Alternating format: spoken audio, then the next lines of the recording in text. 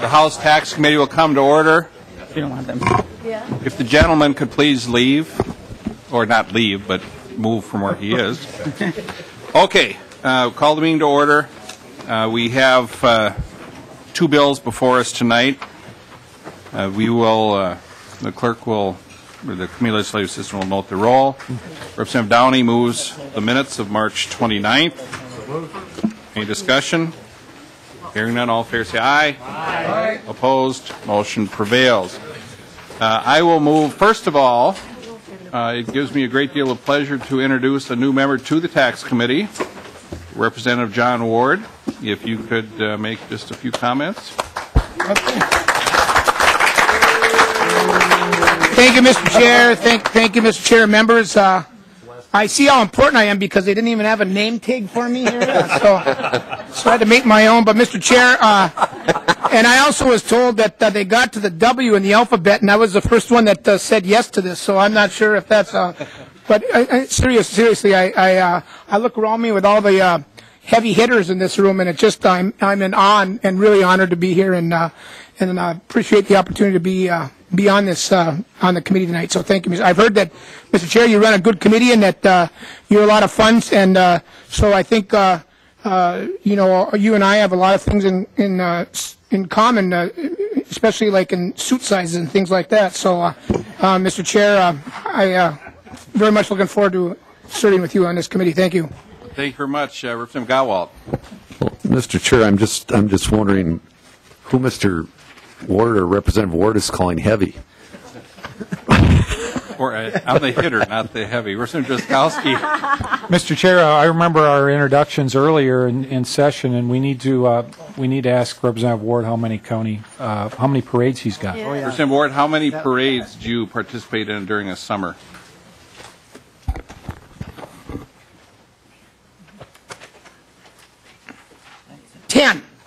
No. That's, I have 3 regular parades and then about 3 special parades that I do. So a total of about 6 parades, and I invite all of you to come and walk with me in all of them. I just want you to know that as well. Thank you, Representative Ward. I usually ask people what their sports team logo or something is. Yes. What town do you actually live in? Mr. Chair, currently my wife. Oh, look at that! Oh, there we go. Currently, my wife and I reside in Brainerd, Minnesota, and there's a possibility that we're going to be looking into a new residency right around Brainerd, but another city called Baxter. I'm originally from Proctor, Minnesota, which is up by Duluth. Representative Ward, what is the team name for Brainerd? Excuse me, Mr. Chair? What is the team name, the high school team? Warriors. Brainerd Warriors. How about I was a coach there for 25 years, Mr. Chair, and I've got multiple Brainerd Warriors apparel that I could share with you sometime. Do you have any hats?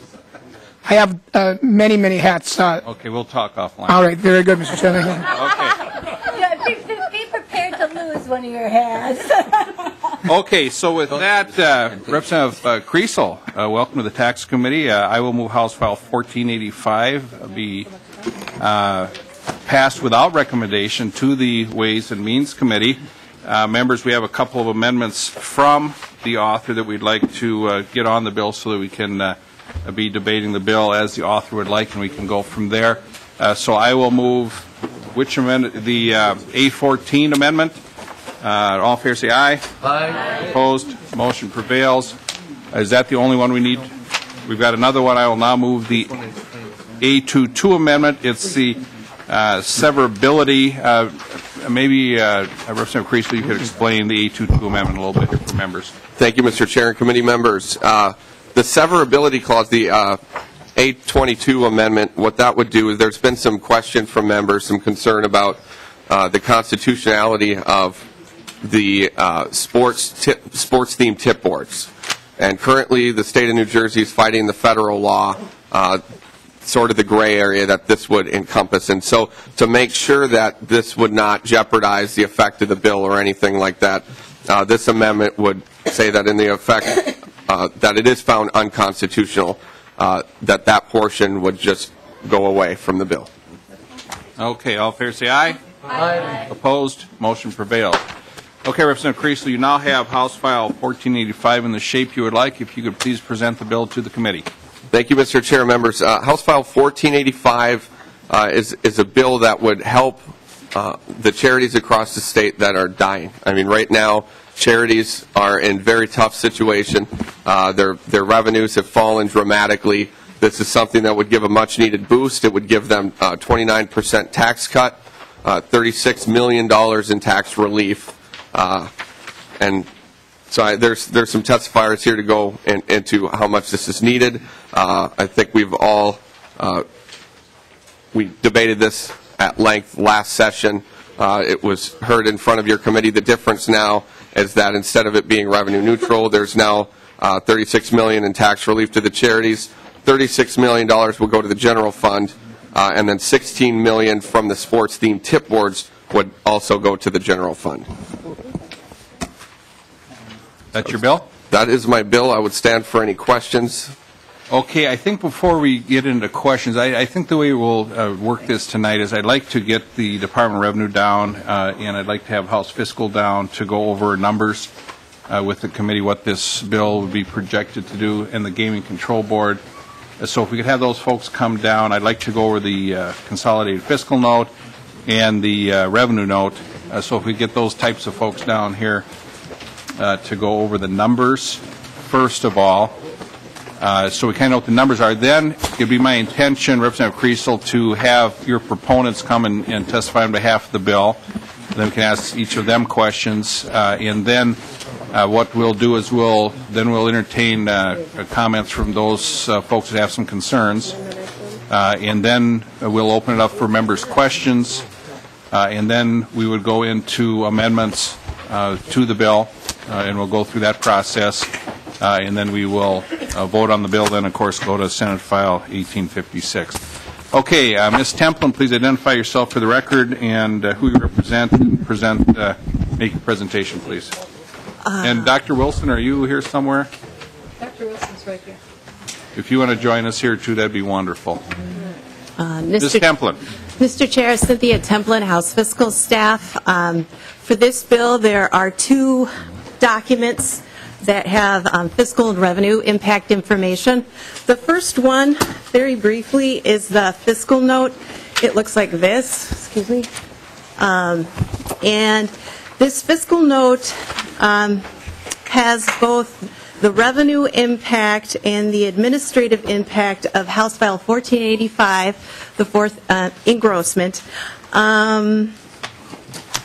A couple of key points about the fiscal note is that it shows the additional revenues collected from the fees that will occur to the gambling for the increase in the volume that occurs with the proposal, and it shows impact to the special revenue fund. And in addition to that, there are some other administrative expenditures identified by the Department of Revenue and the Gambling Control Board that are also displayed on this fiscal note. Then moving to the revenue estimate, it is dated April 2nd, 2012. This estimate shows the tax changes, the additional revenue increase that is estimated to occur with the proposal. In fiscal year 2013 to the general fund, this proposal is estimated to have a $35.4 million increase in general fund revenue, and that increases to 51.3 in fiscal 14 and 15. There's an appropriation in the bill to the Gambling Control Board from the Special Revenue Fund, and that appropriation is $880,000 per year. One other detail that you don't see on the revenue estimate, but it was mentioned by Representative Kriesel, was the kind of the detail. There are two provisions that increase revenues for in this bill. One is the expansion to the e-devices, e-pull tabs, and e-bingo. And In the first year, the estimated revenue gain for that activity is $24 million. Also in the bill is the addition of the sports-themed pull tabs, sports-themed tipboards. And that is estimated to increase in fiscal 13 revenues by $12.2 million for a total of $36.2 million, and that is the amount you see in your revenue estimate. Moving on to fiscal 14 and 15, the revenue gain to the general fund for the e-devices is $36 million, and in 14 and 15, sports-themed tipboards are estimated to increase revenues by $16.2 million for, again, a total of $52.2 million. One of the things I should point out in the estimate that there's kind of a bifurcation of assumptions. The Revenue Department has their assumptions in this estimate, and the assumptions by the Gambling Control Board are also kind of listed in this revenue estimate. And these assumptions very much drive the estimated revenue gain that's shown in this document. So that's all I have. Thank you, Ms. Templin. Dr. Wilson, would you like to make a few comments? Mr. Chair, for the record, Paul Wilson from the Minnesota Department of Revenue. I think that Ms. Templin has summarized it well. And again, I would emphasize that we are not experts at the Department of Revenue, at least in our office, on gambling expansion, so that a lot of the work on this has been done by the Gambling Control Board. We work closely with them and on assumptions, but essentially we begin with their assumptions and then run them through our models. So that's why we sort of have two different sets of assumptions here. The assumptions on gambling expansion come from Gambling Control Board, and the tax assumptions come from us. Okay. The gentleman from the Gambling Control Board, if you could introduce yourself and make a few comments, please, sir. And Ms. Templin, why don't you stick around somewhere, grab it. Mr. Chair, members, Tom Barrett, Director of the Gambling Control Board, and similar to the summary Ms. Temple put together, yeah, there was a process where when this first came to light, the activity, knowing the industry as best as we could and what was being proposed, we took a look at how the gaming was proposed, the number of sites, the charities, crafted a model based on number of sites, devices, time of play, etc. Sat down with the Department of Revenue to review the model, representatives from the industry, and once there's comfort level in terms of what was being projected in terms of activity, turn it over to Revenue to run the tax estimates based on the different tax scenarios. Okay, thank you, Mr. Barrett. Any questions at this point for Dr. Wilson, Mr. Barrett, or Ms. Templin? Representative Lawful. Well, thank you, Mr. Chair, and we're all just trying to absorb the fiscal notes so we could just saw them right now. But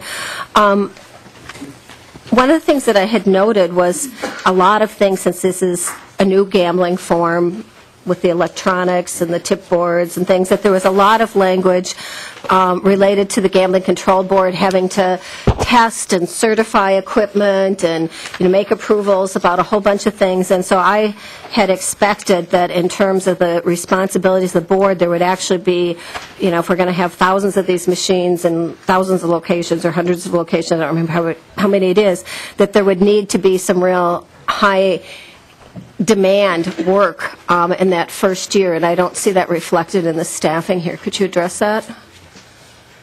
Mr. Barrett? Yes, Mr. Chair and Representative, we did factor in the process that we were going to use in terms of this new activity. At the same time, we took a look at the existing model that's out there in terms of licensing manufacturers, game testing, product approval, all that through the Gambling Control Board. And it's the belief, and this is, again, dealing with the existing vendors as well as potential new vendors, the same process would be followed. In other words, we would accept the license application, do the appropriate background checks before any product were to be first introduced or recommended for approval. Once the vendors are approved, then we open it up for their product approval, similar to what's going on now with the paper games. It goes before the board for testing or for approval. But the only difference in this aspect dealing with the electronic games, we don't have the sophistication to deal with the electronic testing. And so incorporated into the existing law already is a requirement that these devices be independently tested by an independent lab that has that kind of certification for this equipment. All those expenses for that related testing would be paid from the licensee. Representative Lawful. Thank you, Mr. Chair, and that's helpful. I didn't realize how much would be contracted out. And then for Dr. Wilson, I had a question on page 3, lines 3.18 on. It has about a sales tax that is imposed. Right now, it is imposed on the distributor, but then it's exempt from local taxes, license fees, and I didn't see any kind of local impacts in the fiscal note that you provided to us. And I assume that these, since they're not currently in law exempt from these, that we're actually receiving revenues, or local governments are. Could you address that? Dr. Wilson. Mr. Chair, Representative Lawful. That is because the distributor tax, which is the upfront tax under current laws, is being repealed in this bill. There was a need to move some language around from one place in the chapter to another. This is not really a change. This is a movement of language that was in a section that's being deleted into this section of the law. So we don't view it as a change. That's not really a change in behavior. A change in law is just simply we had to put it somewhere, and so it goes up as being moved into a section. You'll notice there was a deleted section, and it came out of that section and moved into this section. So that's my understanding of why that wording is in there the way it is. Representative Lawful. Mr. Chair, Dr. Wilson, just so that I make sure that I understand what you're saying, is right now we do have a distributor tax rather than a retail tax? Doctor? Mr. Chair, Representative Lawful, right now we have an upfront distributor tax on pull tabs and tipboards. Pay an upfront distributor tax. There also is a gross receipts tax, combined receipts tax on those games. The only place that a sales tax is levied is on the sale, to my understanding, is on the sale of the pull tabs directly from the distributor to the user. And maybe Mr. Barrett can explain that better. Mr. Barrett. But we are changing. This bill would Dr. change the Wilson. tax from a combined receipts tax and a distributor tax. Would change it entirely to a net receipts tax on pull tabs and tipboards. So it's a major restructuring of the tax of gambling taxes in this case, and that's why there's so much language change moving around, as well as just the new gambling. There's a sort of a recodification almost of parts of the chapter. Representative Lawful. Well, thank you, Mr. Chair. I'm still trying to understand. Okay, so right now we have a sales tax, but it's from the distributor when they sell it to the actual final seller of the pull tabs. Mm-hmm. And is that contributing to the local taxes, or is that currently right now exempt from local taxes and license fees? Dr. Wilson. Mr. Chair, Representative Lawful, yes, we're currently getting both state and local sales tax revenue from that, and it's a very small amount, but there is tax levied on it at that level. Representative Lawful. Well, gambling itself is exempt Dr. Wilson. is exempt from sales tax. Representative Lawful. Mr. Chair, I understand that, but then I couldn't find in the fiscal note where this is, even though you say it's a small amount given the millions in here. To our local governments, every little bit counts these days, and I didn't see a local impact note, so I would really like to get some further information on that. And then the license fees, I assume those would be local government license fees who, typically, their vice police end up getting called into things, that kind of thing. If people don't feel like they've been treated fairly or whatever, then I assume they call in the Gambling Control Board from that. I don't know what it is, but typically a license fee is charged by local governments for almost any business that they license to do things. And so does this preempt the ability of local governments to select license fees? And if you're not familiar with that, we could ask Senate Council or House Counsel.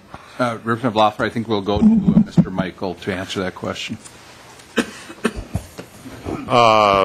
Mr. Chair, Representative Lawful, I think just to sort of repeat what Dr. Wilson said, if you're looking at the language on page 3, lines 19 through, or line 20 through 21, I assume, where it says it's exempt from local taxes and license fees. That language is in existing law, which I think is what the testifiers were trying to say, but it's in the distributor tax, this upfront gross receipts tax that's paid by the distributor, and the bill is repealing that tax. So in order to not lose that exemption, it's simply being put into this other subdivision of 297E.02, and so there aren't license fees being collected or tax being collected now, so there's not a local impact. So that's why it doesn't show up, and there aren't any references to that. It's just a matter of moving language around. Okay. Representative Lawful.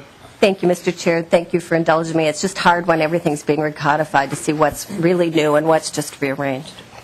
Thank you, Representative Lawful. Representative Carlson. Yeah.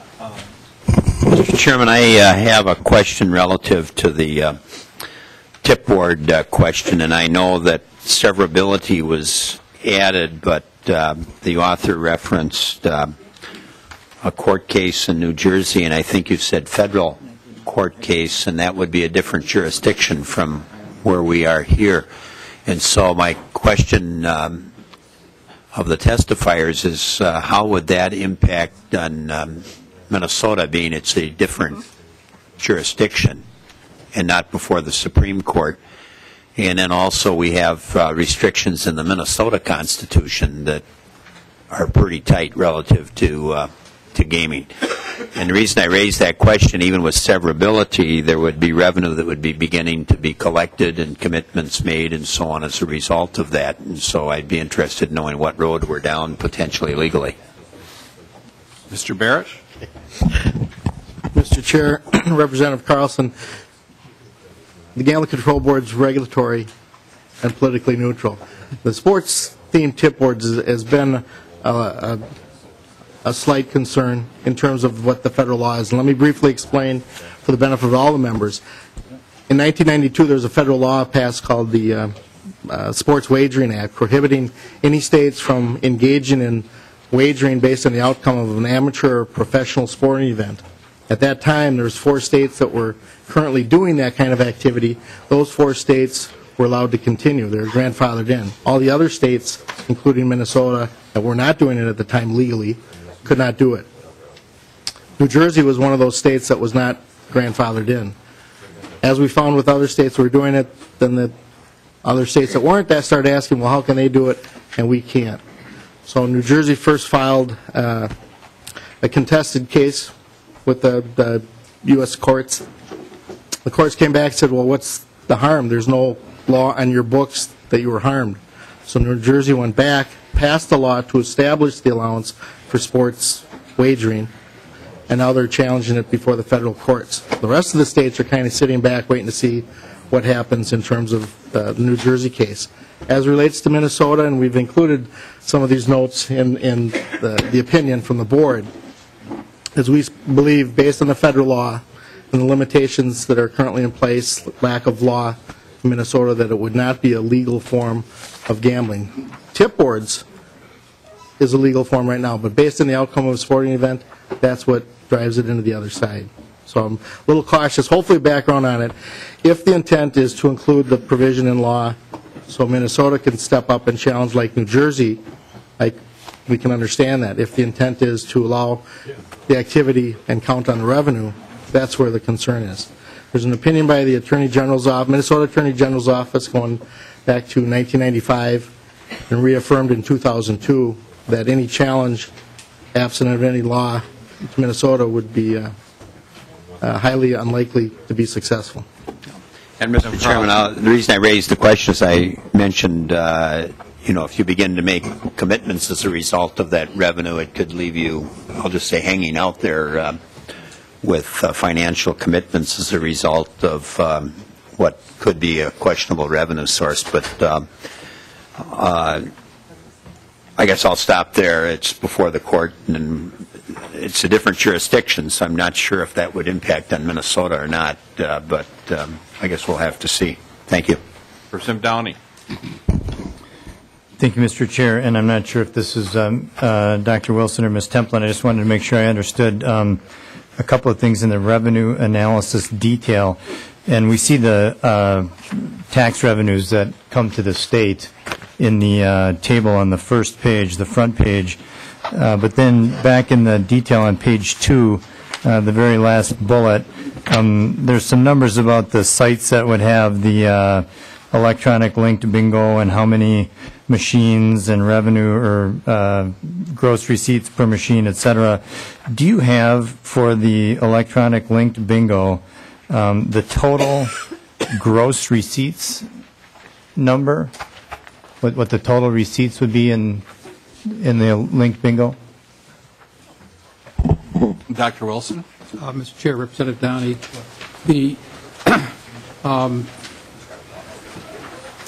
the revenue estimate assumes that you not only will have expansion with e-bingo and e-pull tabs, but there'll be some drawdown in paper pull tabs as well. So the net increase is probably the relevant number here. And without the sports tip boards, it would be an increase of about $1.6 billion in gross receipts for gambling. So it could rise from about $1 billion to about $2.6 billion. With the sports tip boards, it would go up for another close to 500 million, 450 million, something of that sort. So it is a very large expansion in terms of the increase in gross receipts. Downey? Thank you, Mr. Chair.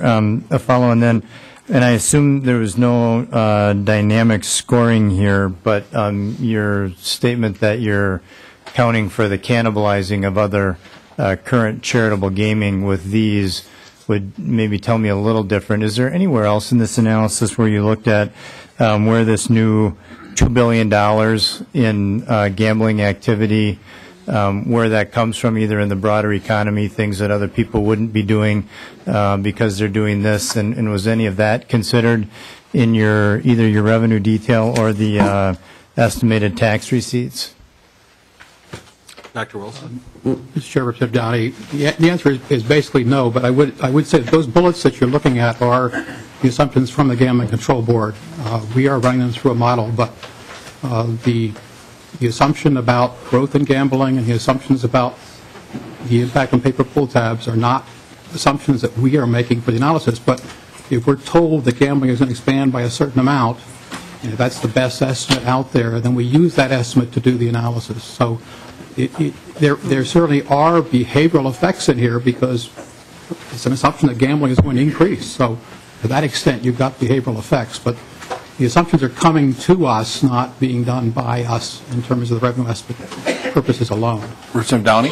Thank you, Dr. Wilson. And maybe this is a question for the Gambling Control Board. Do you, when you look at this $2 billion of new gross receipts, $2 billion of new gambling activity, do you have any sense from where that $2 billion comes from?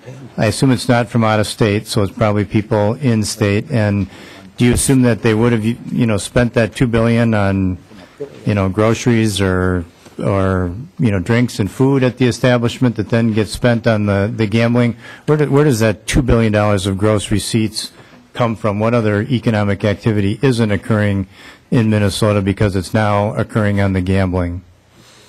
Mr. Barrett? Yep, Mr. Chair, Representative Downey, I'll try my best to kind of paint the picture of how we came to the projections. But again, when this was first proposed, we took a look at what was existing in terms of the number of sites. Approximately, we have 2,800 current licensed gambling sites in Minnesota doing charitable gambling. For the pull tab electronic devices, which was the first proposal that came forward, we thought, well, geez, with this activity, could we see an increase in the number of sites? Could we see a return of some of the sites that closed down? And in consultation with some of the industry representatives, said, no, let's just go with what we know. So we kept the rate of the number of sites in Minnesota at the 2,800. In fact, we're projecting only 2,500, 300 less would get into the electronic gaming format. Small town bars might not be for them. Then we took into account the number of seats, because the bill limits the number of devices based on the seating capacity. And so those factors came into it. Then we looked at time of day. and the average usage per device. All those things kind of came in before we looked at any anomaly or any outside factor of where the players would come from. But the expectation is with the electronic devices, are they entertaining the younger crowd? Do they see an increase in some of that activity? Knowing that they have this kind of a format, do they go from different places or go out and socialize and watch Vikings or Twins games? So there are some factors, but we didn't get into any kind of detail to say this $1 is going to leave this discretionary use and go to this. Representative Downey? Well, thank you, Mr. Chair. Maybe a question for Mr. Michael or back to Dr. Wilson. So, I mean, as I look at this, we got $2 billion of gambling activity. That's probably a displacement of some other retail or entertainment kind of activity. And if you just apply Minnesota's sales tax rate to that, you're talking about a $120 million loss of state revenue on the stuff that's not happening anymore to gain the $36 or $52 million that we're getting here on this spreadsheet. So I'm wondering, maybe a question to Mr. Michael and then back to Dr. Wilson. Is this a place where dynamic scoring actually could be applied, where it seems to me there's a pretty obvious displacement of other economic activity? I mean, this $2 billion of gross receipts is coming from somebody's pocket somewhere, and it's not being spent somewhere else, either in the place that they're doing the gambling, or they're not going to the movies, or whatever they're not doing. Would this fit in the category of something that we could actually dynamically score, or does it not fit in that category? Mr. Michael? Mr. Chairman, Representative Downey, this is probably a question better asked to an economist than a lawyer. It makes sense. Two observations. One, it makes sense. There is definitely going to be some kind of substitution effect. I mean, I did take economics, so. But the other thing that's a little confusing about gambling and using these numbers is that, you know, if you think about someone who goes into a casino who's feeding a slot machine, for example, I mean, that's not exactly analogous, but the same effect is here. The gross amount gambled is as money comes out of the machine, people typically reinvest it or put it back in. And so the gross handle may be misleading if you're looking at what the substitution effect is for sales tax, but I really would defer to Dr. Wilson to talk about things like this. Dr. Wilson. Mr. Chair, Representative Downey, I think that the important starting point here is that about 85% of that gambling money is paid back in prizes directly to the gambler, so that you're looking at not nearly as big a number as you're talking about. In addition, the profits, the money that doesn't get paid back to the gambler goes, first of all, to pay some wages and some other costs that the bars have or the charities have. So that money gets back into the system in that way. And, of course, the charities, if they take the profits from this, they also spend that money somewhere. Now, whether all of that will be taxed at exactly the same rate as it would have been if it had not gone through the gambling process isn't real clear. But, I mean, first of all, it's not nearly as big a number because you're only talking 15% or so of it. And secondly, all that money sort of goes somewhere, and much of that money will end up paying taxes. If some of that money is used to pay salaries to somebody in a bar, that person's going to pay income tax, et cetera. So, I mean, it's not just a substitution effect. In other words, and it seems to me that the complexity of trying to figure that out, it's not a large enough impact to be sort of a worthwhile exercise to try to run through. So, at least we don't have the expertise to do it. Maybe that's a better answer. No, thank you, Mr. Chair. That helps answer my question. Okay. Questions for the gentleman, and then hopefully you'll hang around. We may need to call on you if we need to phone a friend down the road here. So with that, Representative Kriesel, could you please bring the folks that you'd like to testify? And when we get through when we hear from the folks that Representative Kriesel would like us to hear from, then I'll be opening up for other people that want to testify, and we'll be giving a 2-minute limit. We've got 2 timekeepers here. And we will be very strict about that. And then also, for the folks then that wish to testify with concerns, we will be timing those. So please state your name and who you represent for the record, please, sir. Mr. Chair, committee members, my name is King Wilson. I'm the Executive Director of Allied Charities of Minnesota, the trade association representing Lawful Gambling Organization. With me is Frank Ball, who is the Executive Director of the Minnesota Licensed Beverage Association. And welcome to the committee, gentlemen. Thank you very much. We are just here to support House File 1485. It's something we initiated a year ago. We think it's a good bill, and we'd appreciate your support. Okay, very good. We got it down here really well here. Mr. Ball. I have nothing further to say, Mr. Chairman. You better. You're helping the cause here. Okay. Folks who would like to testify on behalf of the bill. Well, this is quick. Folks with concerns. And then we'll go to amendments. Welcome to the committee, sir. Please state your name for the record and who you represent, please. Thank you, Mr. Chairman. Bob Kearney, Minneapolis. I didn't make it up fast enough, but I'm in favor of it. And as I told you, I just want to testify very briefly that this bill has been associated with the Viking Stadium bill. And because of that, I just think everybody ought to note that after this thing is discussed and considered, if it's moved favorably to the floor, then that would be part of the legislative process that may bear on what happens with the Viking Stadium. I've got some information about the stadium, but I'm not going to pass it out to the committee, but I'll be emailing it to everybody. But thank you for the time. And Mr. Carney, thank you for your testimony. Maybe so members could get that if you could just leave that there, since this is not the stadium bill. This is a gaming bill. But if you could leave it there for now, and members, if you want to take it on the way out, that'd be wonderful. Thank you, Mr. Carney. Thank you. Mr. Krinke.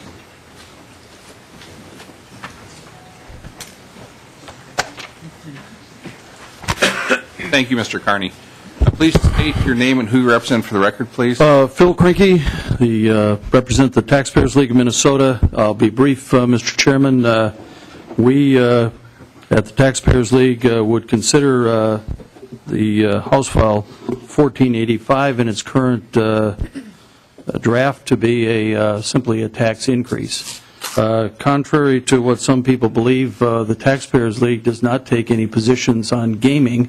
We just take positions with regard to new taxes, increased taxes, which result in additional revenue to the state of Minnesota. And I doubt that there's much differentiation here that this is a tax increase. I think Mr. Wilson and other experts would tell you that you're changing the tax structure.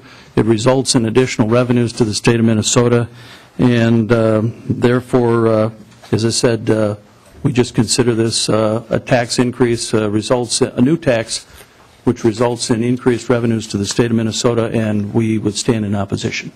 Thank you. Thank you, Mr. Green. Just saying we do have a question briefly here. Representative Loon. Thank you, Mr. Chair. And Mr. Krinke, thanks for your testimony. I'm still not clear, though, on your position when you say that this would be a new tax. We currently have a tax on charitable gaming revenue, as I understand it. So isn't that correct? Mr. Krinke? Well, as was just explained, what you're doing is essentially recodifying it. You're changing the tax. It would be just the same as if under sales tax, if the legislature decided that they were going to expand the sales tax or restructure the sales tax in terms of which goods were taxable, we would also consider that a tax increase. So it's the same thing. You're recodifying, changing the structure so that the state of Minnesota collects more taxes on the activity. Representative Bloom. Thank you, Mr. Chair. So you don't have a problem with the expansion of the activities under the proposal? Is that correct? Taxpayers League doesn't have any position with regard to the activity. You can put a slot machine or any kind of gambling device in any location you want. We don't have a position on gaming. We have a position on taxes.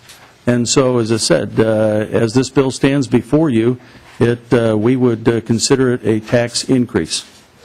Representative Bloom. Well, thank you, Mr. Chair, and Mr. Krinke. I'm just a little confounded with this position. It just doesn't seem to hold water to me. I mean, it sounds to me like you'd be would you be opposed to a department store holding a sale and then people coming in and buying more goods because it's on sale, and then the sales taxes that are collected, would that be a tax increase in your mind?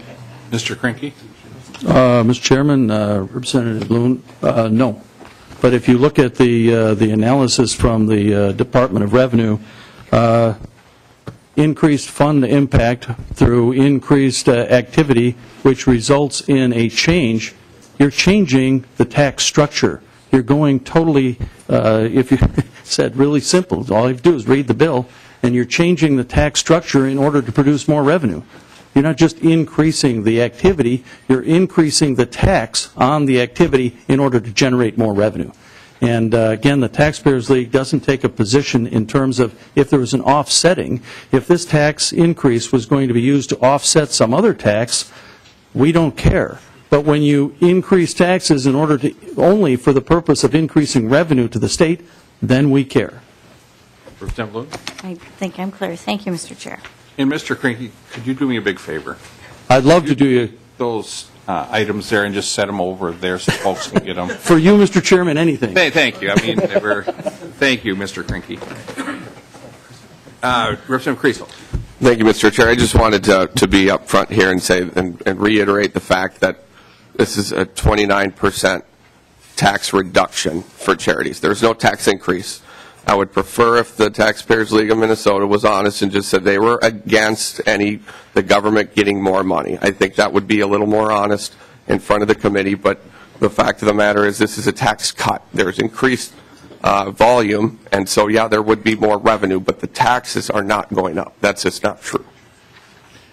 Please join us, sir. Thank you, Representative Kriesel. Please state your name and who you represent for the record. Yes, my name is Tom Pritchard, President of the Minnesota Family Council, and I'm here to speak in opposition to the bill. Welcome to the committee, sir. Thank you, Mr. Chair.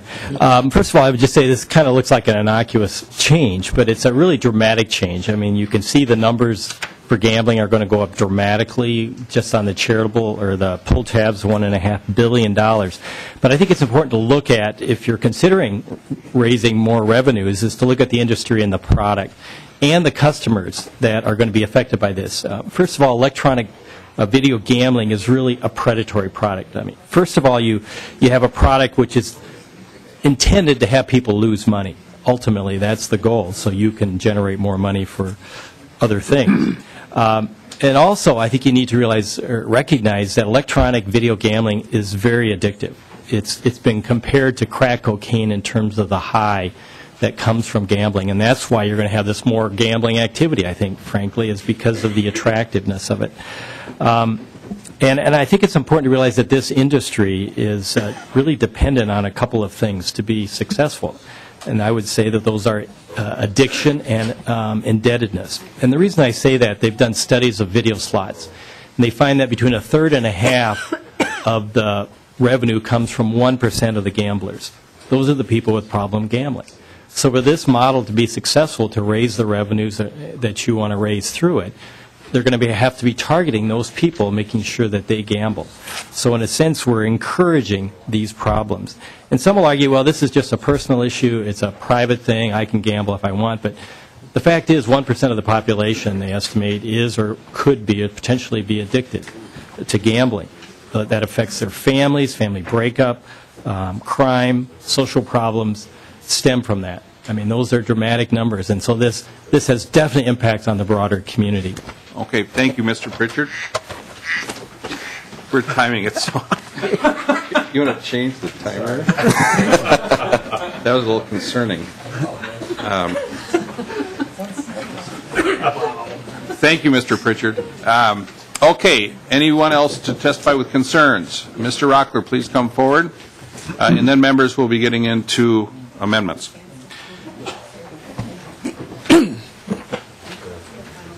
Welcome to the committee, sir. Thank you, Chairman Davids and members of the committee. I have a couple of responses to some questions that were made before. There was a question on the legality of the bill that's before you. I can't comment on that, but I'm hoping that people will look at the video lottery terminals as an additional supplement Representative Carlson for later. There has been a U.S. District Court decision on both of those cases that were involved with video lottery terminals. My question to the committee, I guess, is everybody's here looking at revenue. Some people want less, some people want none, some people want more. And I would hope that we would take a look at video lottery terminals as a supplement to this. I know that Representative Kriesel was an author last year of a bill similar to this. Just a quick comparison would be there is a fiscal note that raises $400 million. So I guess you can't claim there's no more revenue raised on the video lottery terminal bill. With regard to charities, the charities end up making triple the amount of money on video lottery terminals as any other bill, including this bill as a standalone. As a matter of fact, last year, members of Allied Charities told at least one member of this committee that video lottery terminals made too much money for charity.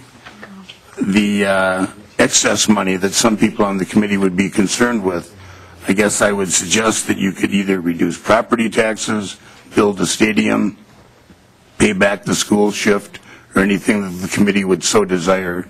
Finally, last but not least, with regard to the problem gambling or the substitution, I spent quite a bit of time in the last 6 years talking to the Oregon Gambling Mitigation Board, or Problem Mitigation Board, and I think you have to think that we're not in a vacuum here.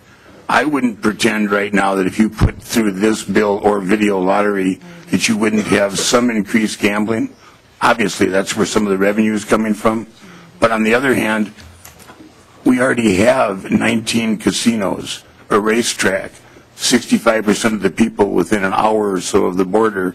I think what you're talking about is probably not a great increase in problem, and Oregon goes so far as to say that because they give $10 million per biennium to problem gambling there, they say that the net effect is actually better than before they had gambling in bars. Okay, Mr. Rockler, if you could wrap it up, please. Sure, if anybody has any questions. Okay. Thank you. Thank you very much, Mr. Rockler. Really appreciate your testimony. Is Mr. Krinke still here? Because he could move those. Oh, okay. See. Okay, I guess he's not here. Thank you, Mr. Rockler. Okay, with that, I believe we may have some amendments, possibly. I have a question on the bill. Oh, certainly, yeah. The gentleman from Ramsey, Representative Paymar. Thank you, Mr. Chair. I just wanted to follow up with the question about problem gamblers. And is this new language, maybe Representative Kriesel, or I don't know if some of the gaming folks can, is the 0.5% and the 0.5% that goes to the gambling treatment programs and the Gambling Control Board for to increase public awareness about problem gambling, is that, it doesn't look like it's current law. Are we increasing the percentage? Representative Kriesel? Mr. Chair, Representative, I do believe that it would be, because there is problem gaming set up now, I believe. But what this would do is from the new revenues, there would be 0.5 of 1%. So I believe it does change that. It does increase the revenue for that to alleviate some of the concerns about problem gambling. If I don't want to give you misinformation. Representative Paymar? We can have. We'll have Mr. Barrett come down. Yeah, just to make sure. I don't want to mislead you. Mr. Barrett, to the Paymar question. Well, yeah, there's two parts to it. It looks like it's new language, but I remember years ago seeing this before, so I'm assuming that there was a certain percentage that went to deal with problem gambling. But how much are we talking about with the 1%? If this bill were to pass with the extra $2 billion a year in revenue? Mr. Barrett? Generate. Yes, Mr. Chair, Representative Paymar, to your two-point question. First of all, there is existing provisions and allowances, services going on. There's some funding that's available to the Department of Human Services for problem gambling programs. And then within the Gambling Control Board, there's a flat grant that's currently available, $225,000 annually. That's directed towards the Minnesota chapter of the North Star Problem Gambling Alliance. We're the grantor of those funds. What the provision in this bill would basically increase the available funds for those type services, both the Department of Human Services and the grant that we take care of with the North Star Problem Grant. Now, in terms of the dollar value, is that where you're going to help? No, because it's based on a % of the taxes, and I'm guesstimating here. There it is. Okay, for the appropriation of the Human Services, it would go to $370,000 in 2013, and then eventually $450,000 in 2014 and 2015. The grant that the Gambling Control Board currently manages goes from $225,000 to an additional similar $370,000 per year in 450. I'm sorry, Mr. Chair. Mr. Baird, maybe I misunderstood. So the 1% doesn't currently exist in state law? Mr. Barrett?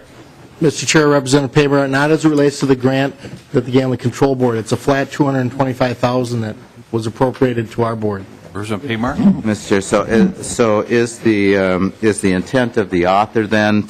Is there an assumption, at least people who are concerned about electronic poll tabs would argue that this,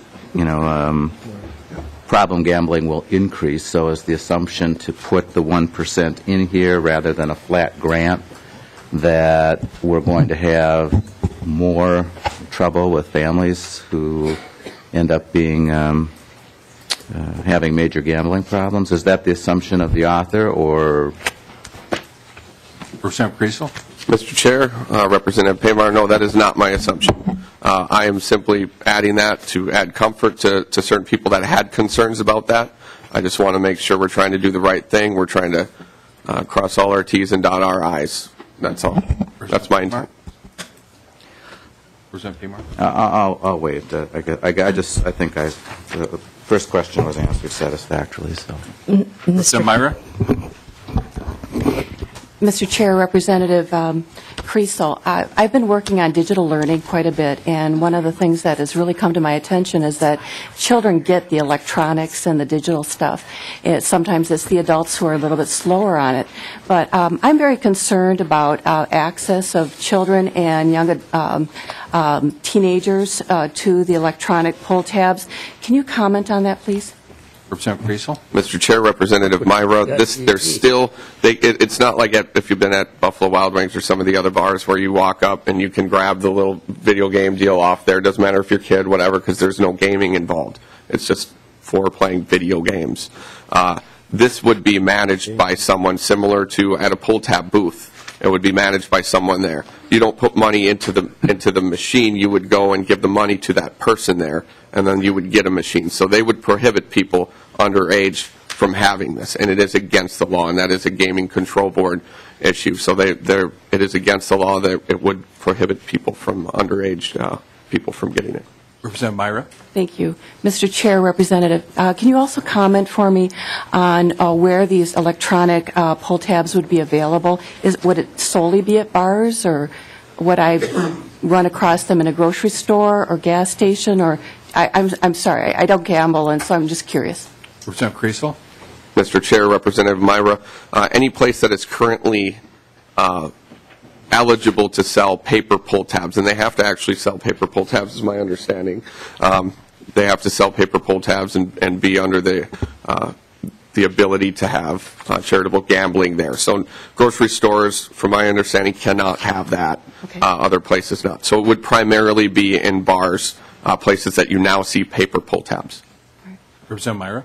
Thank you, Mr. Chair. Representative, I have another question. Is there a track record of electronic pull tabs anywhere else in the nation? Representative Kriesel? Mr. Chair, Representative Myra, there really is not. This is a new, this is unlike anything that's ever been done in any other state.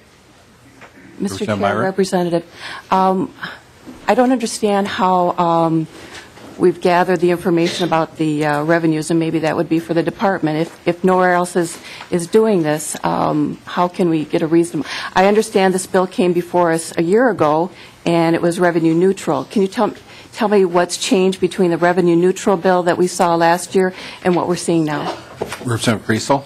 Mr. Chair, Representative Myra, what this has done now is this has created, it's not revenue neutral. It has given some money to the general fund, and that's the biggest difference, is that it is not revenue neutral. So other things that really have not changed. It also added the sports-themed tip boards, and we've discussed the concerns there and what those are.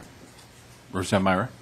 Mr. Chair, so you had said, Representative, you had said that it's a 29% tax cut for the charities, and we're not increasing the tax. I'm sorry. Where are the extra funds coming from? So are we paying out less to gamblers? Ms. Templin? Just very briefly, Cynthia Templin, House Fiscal Staff. In the proposal, there are a number of rate changes, tax rate changes, and structural changes. The distributor tax is being eliminated, and there's the tax is being changed from a gross receipts tax to a net receipts tax. And where you see the increase in the revenue, a share of that comes from expanding the for lack of other words, expanding the base to electronic devices like electronic linked bingo and electronic pull tabs. The tax rate proposed in the structure proposed in House File 1485 would be applied to those electronic devices. So there's a revenue gain from that. In addition to that, there's the sports-themed tip boards that also increase the revenues. Representative Myra? Mr. Chair, one last question. Would you please just fill me in? What is the current regulation about teenagers gambling? What is the age cutoff on that? I just don't know. Mr. Barrett? Mr. Chair, Representative, the age is 18, similar to the 21 drinking age, but the sellers of the paper pull tabs, they look young, ask for the ID, but it's at 18 is the limit for engaging in charitable gambling, with the minor exception for those communities that have civic festivals. When we see these community gatherings and they have the bingo tent, there is a provision that minors can play bingo as long as they're accompanied by their parent or a guardian or an adult. That's the only exception, otherwise it's 18. Representative Myra? Mr. Chair, so I wouldn't do this, but if I had teenagers still, and my husband and I went to 5 and 8, which is a great place for hamburgers, and they have paper tabs now, I could get the machine and have my child do it because they are begging me to be able to play that game. Is there any prohibition on that? Mr. Barrett? Yes, Mr. Chair, Representative Myra, there is a prohibition. Again, in order to play these devices, play charitable gaming, you have to be 18 years. Now, if you're the adult and you go up and you transact and you get these devices, you get a paper pull tab and you hand it over to your child, then the focus shifts on you in terms of the transaction was done with a legal person to do that. We've also taught the charitable gaming industry to be mindful of that. Obviously, we don't want to encourage any of the kids. So if we see that taking place and it's reported, then we follow up with the site, and they could run the risk of sanctions, being suspension for allowing the minor to play. But in your example, the transaction was done with an adult of legal age. The fact that, I don't want to compare it with alcohol, but if you order a drink and then you hand it off to a minor, it's the same issues in terms of the bar providing to the legal person and then what happened after that. But they should be mindful. They see a minor drinking, they take the steps. Same with the charitable gambling. They see a minor playing, they take action. Representative Myra? Mr. Chair, thank you. Representative Lincheski? Well, thank you, Mr. Chair. I guess my questions are for the author, like Representative Paymire as well. And Representative Kriesel, we heard this bill last year, but it's different. And, just a few questions, if I may, Mr. Chair. And I think Representative Carlson talked about the first form of expanding gambling in the bill, and that was the tip board. And I think if folks want that, then this bill should fund a potential lawsuit for the AG to work on that, because I think that's what's coming if that form of gambling, that new expansion were to go forward here tonight.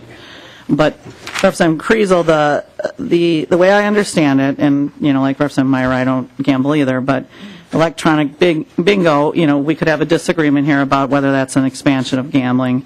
I think it is, because now we limit, how much you can play bingo, and this would just go till as long as bars are open, and the prizes will be bigger and they'll be more progressive. So that's the electronic bingo. And then the electronic pull tab, to me, that's a clear and dramatic expansion of gambling in the state of Minnesota. We'd have the increased prizes and the progressive nature of the games.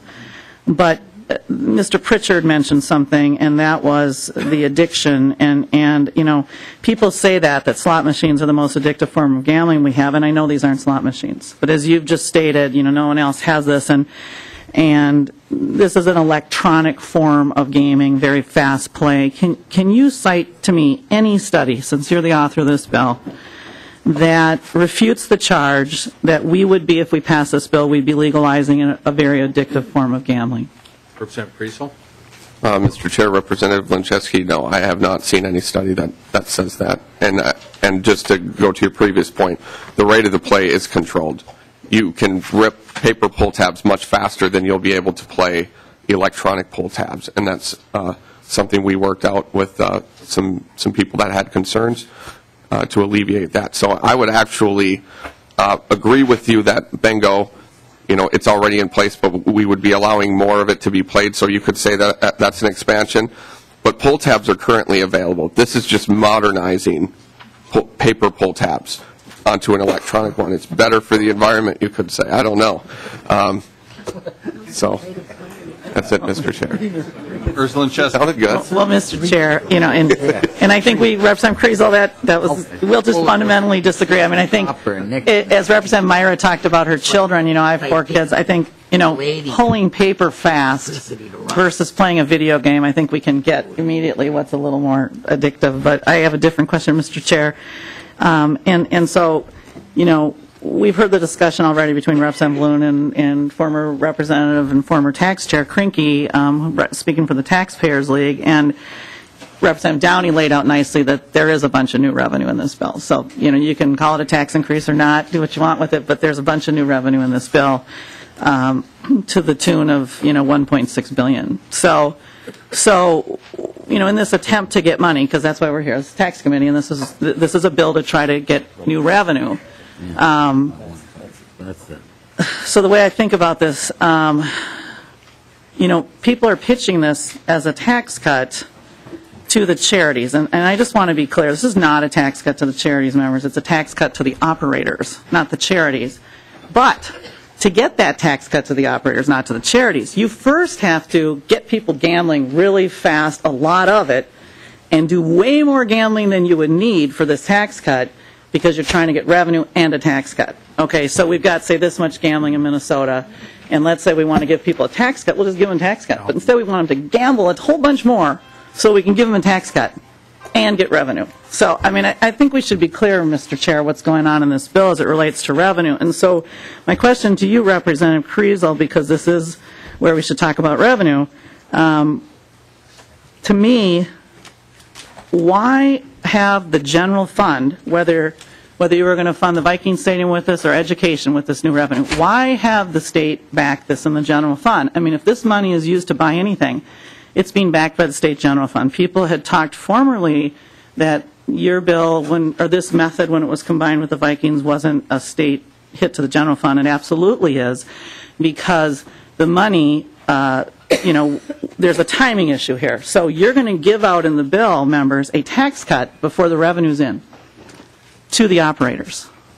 And unless you deleted that section, I'd like to hear you refute that. The way I understand it is you're going to try to get people gambling as much as they can, as quick as they can, but you're going to hand out the tax cut to the charities before the revenue has hit the state. And if you look at the revenue estimate, you can see that. That's what's going on here. So there was some work done about your bill with the Department of Revenue, and maybe they could testify to it, Mr. Chair, but it said that at that time that we had heard that we really need kind of a 50% increase in gambling in Minnesota to make this work, and that we're going to need $500 million quickly of gambling to pay for that tax cut.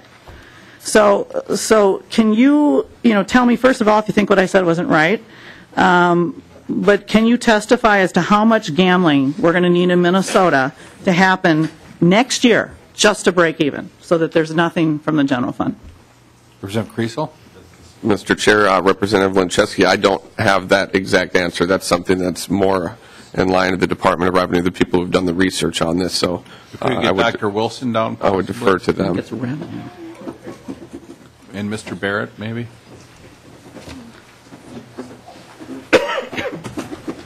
If I was you guys, I'd just kind of hang around here. Doctor? Mr. Chair, Representative Lencheski,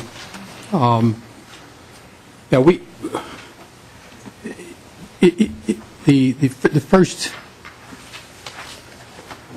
statement that this is a tax cut is correct in the sense that the rates are going down. So the rates are going down and you don't get more revenue. If there was not an increase in gambling and you cut the rates by 29%, you're going to end up with about 29% less revenue. So you do need some increase in gambling in order to break even in whether it's the first year or later years, whenever it is. One way to think about it, though, is that this bill, if you include, well, it's not, if you don't include tip boards, sports tip boards, it was projected to increase gross receipts by about $1.3 billion. You'd need to increase the gross receipts by about $350 million, which is about a little less than 25%. You'd have to have about 25% as much as the revenue estimate's forecasting just to break even, and that would be about $500 million in new revenues. Although when I say the 350, it's confusing because we're assuming paper pull tabs goes down, so we sort of have to net that out. So the net increase would be $350 million, but is what it would take in increased gross wagering in order to break even. Representative Lencheski. Well, thank you, Mr. Chair. And so I heard 25% at least. I mean, I had calculated like 50, but let's just go with 25, Representative Kriesel. So I think, I can't put words in Representative Downey's mouth, but I think what he was saying is, we've got to get a lot of gambling going here to get the numbers up to turn around and do the tax break to the operators, not to the charities, to the operators. And then there's the question of, for me, not only the timing in year one, why are you handing out a tax cut when you don't even know if you're going to have the money to do it?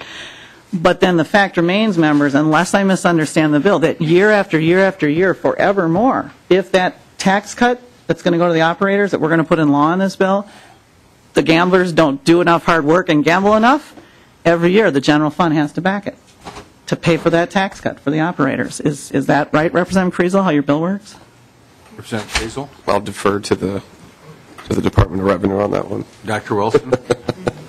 I went to White Bear. My math is bad. Yeah, I mean, it is true you have to have some increase, but it's much less than what is expected in the bill analysis, obviously. The rest of it is what gives you the increase in revenue.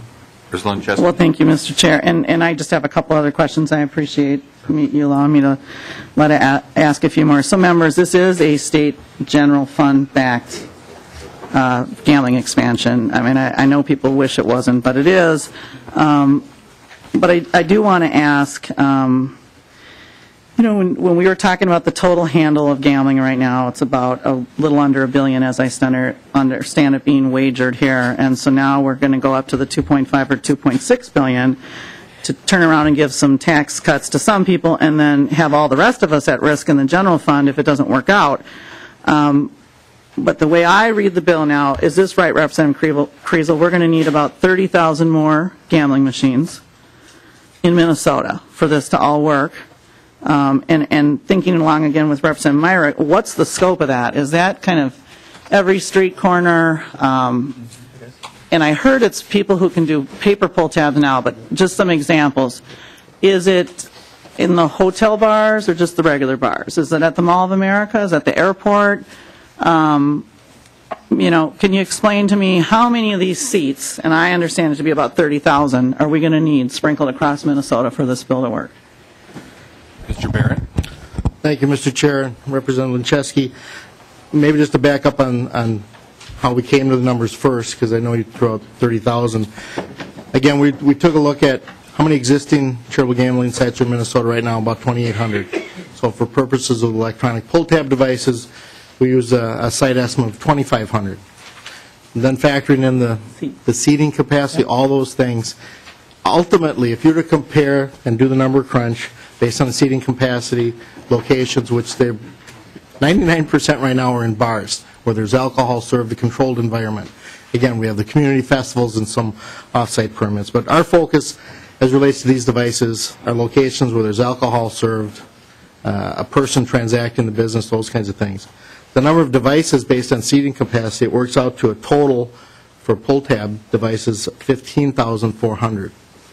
Gets into an average number of devices of 6.16 per site, and so we go from there. So in terms of how many devices are going to be in play as relates to electronic pull-tabs, about 15,400.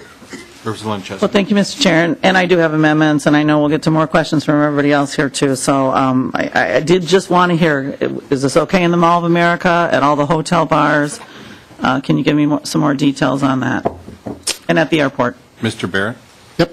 Mr. Chair, Representative Lincheski, again, if a hotel bar has a current gambling license, they would have been factored into our pool for an estimate. I'm not so sure there is any hotel bars primarily. We don't see pull tabs sold at the Lex on Grand Avenue and those kinds. So in terms of those sites that would qualify, we didn't project an increase. We're just going with the number of sites we have. I apologize. I thought I was done. Okay, so I misunderstand this completely. I mean, if you're just going on who's got it now, that's not really what I'm asking. You know, I have the most hotels in the state of Minnesota in my city, more than the two downtowns combined. I have the Mall of America in my city. The fact that they may or may not be licensed now isn't really what I'm asking. I'm asking, can they go be licensed under this bill? Mr. Barrett. And the airport. Yes. Mr. Chair and Representative Lincheski, I'm sorry. Mr. Yes, Barrett? if they have the liquor license, they would be eligible for these devices. Representative Kriesel. I was just going to ask the testifier also if, under current law, they could get paper pull tabs. Mr. Barrett. Mr. Chair, and yes, they could also qualify for paper. And nothing in this bill requires them to do both. Representative Lincheski. Or do electronics. Representative Downey. Thank you, Mr. Chair. Two questions for the author. I want to get back to this question about a tax increase that Representative Krinke, or former Representative Krinke raised. My read of the bill, and I could be a little bit wrong, but is we're actually eliminating the distributor tax, the current distributor tax, and the combined receipts tax, and then we're actually increasing the net receipts tax. And so I'm looking at the schedule here, and the net receipts tax rate goes from 0% on the first $87,000 up to 6.89%. From $87,000 to $122,000, it goes from 1.7% up to 13.78%, and you guys can all read the schedule here who have it before you. So there's a really large rate increase on the net receipts tax that presumably from what we're talking about here is probably more than offset by the elimination of the distributor tax and the combined receipts tax. But I think the point by Mr. Krinke was that because that results in a net increase of revenue to the state, the increase of those rates and the interactions of the reductions of the other taxes resulting in an increase of revenue to the state is kind of by his definition a tax increase. And so I'm wondering, would you be willing to actually reduce those net receipts rates, reduce the amount of the increase to a point where this became revenue neutral and therefore perhaps not cross that threshold of Mr. Krinke that this was a tax increase? Representative Kriesel. Mr. Chair, Representative Downey, no, I would not support that. Representative Downey. Mr. Chair, and maybe another question for the author again. So I know we've talked about trying to provide a tax cut and a benefit to the charities. One of the reasons I just don't like this whole charitable gambling thing is that you can throw $1 into the charitable gambling organization and 4 cents drops out to the actual charity, and I don't see any recalculation of that. But wow, if people want to help charities, why don't we eliminate this and ask people to just give $1 to the charity and they'll get 100% of the buck instead of 4% of it. But on the assumption that this stuff does have some value and people like to play bingo in the church basements and the like, What if we just did the tax cut, this new tax structure, on the existing forms of charitable gaming and not add all the new ones? Would you be interested in that, where in fact I think a lot of us would say, yeah, you actually have cut taxes, state revenues would go down, taxes on the operators would go down, and the amount of money, the share of a dollar that actually makes it to a charity would go up? Would you consider an amendment or a change to the bill that would just focus on that as compared to all these new things? Representative Kriesel? Mr. Chair, Representative Downey, no, I would not. It is the new modern version of the pull tab, the e-pull tab and the electronic link bingo, that is going to help the charities, that is going to actually really get them back on their feet. And that's the focus, is helping these dying charities. So, Representative Downey? Thank you, Mr. Chair. Representative Wardlow? Thank you, Mr. Chair. Just a couple of questions. These might be better directed at Mr. Barrett and the Gambling Control Board.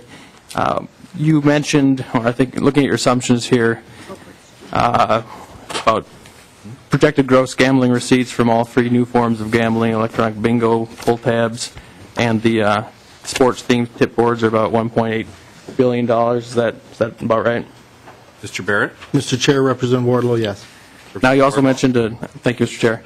You also mentioned a number of assumptions and factors you took into account to calculate those figures, including number of current sites, the number of new sites for the different forms of new gambling, time of day, operating hours, who would be playing, the level of play, frequency of play. I assume that's all calculated in there, as well as locations, where these things are, rural, urban. I don't know if that was considered, but you also mentioned a number of other factors, dynamic effects from reduced activity in paper pull tabs. With all these assumptions, could you just give us a sense of the confidence you have in your final number of $1.8 billion in gross receipts from these new forms of gambling?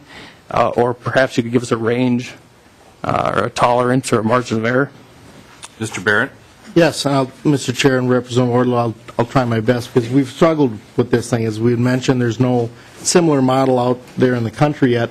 While the state of Virginia is in the midst of rule writing for similar, there's some other states that under the Lottery Authority has some devices in play, but they're not the apples with apples comparison. So with that caveat, the other point is some of these estimates are based on what we know today.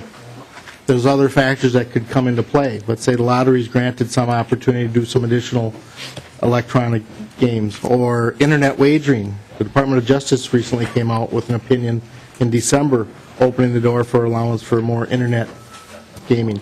Those are factors that could come into the picture that could affect these. So while there's some confidence, there's also some other extenuating circumstances that could impact. Now, with that said, we ran the models. We actually worked with product reps that are out there down in Florida, similar but much more isolated, and said, here's the models we came up with, and we actually had their help. Then we looked at what it really boils down to, and that's the average net receipt per day per machine. And our numbers show are based on an approximate average of $34 per day per device machine. The vendors that we dealt with all thought those estimates are conservative. Now, with that said, we go, okay, what else do we have to compare to? Now, the lotteries, Minnesota lotteries, come forward with a bill or a fiscal note, and it's called electronic scratch tickets devices that's been out there. Their fiscal note shows an average net per day per device of $140. So maybe back to you in terms of the estimates we put together based on a $34 per day average, and another similar entity with a similar product at $140 per day. A little different because they don't, you know, one of the limiting factors of these devices, it prohibits any cash in. It still requires a transaction with a person, and the device is like a little portable laptop. So it's those kinds of factors that limit the play, but at the same time there's some confidence knowing the estimates we put out, product reps that are familiar with other jurisdictions and activity to say, and I have some letters I'd be happy to share with the committee, letters of support from those product vendors that think these estimates are conservative. Representative Wardlow? Thank you, Mr. Chair. Thank you, Mr. Barrett, for that answer. So it sounds to me, if I'm understanding you correctly, that your estimates are conservative, and that there are a number of different factors here that were considered, and there are a number of factors that were not considered and that could come into consideration down the road if certain things happen. So given that, it sounds to me like, is it fair to say that the $1.8 billion number could be off by, it could be low by a significant percentage, perhaps as much as 50%? Mr. Barrett?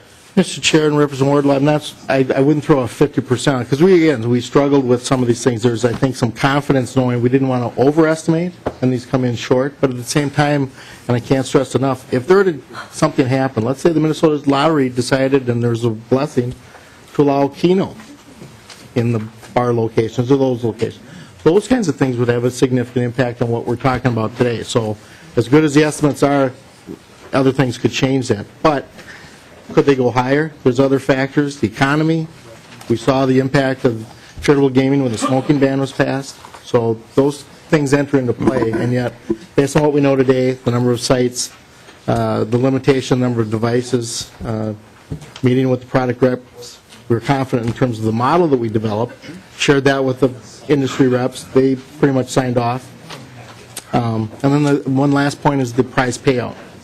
Right now, on average, paper games are paying about 82% because of the tax structure that allows the tax to be based on the net after the prizes are paid. That's opened up the opportunity that they could, these charities, all charities, could play the higher percent games. Representative Wardlaw?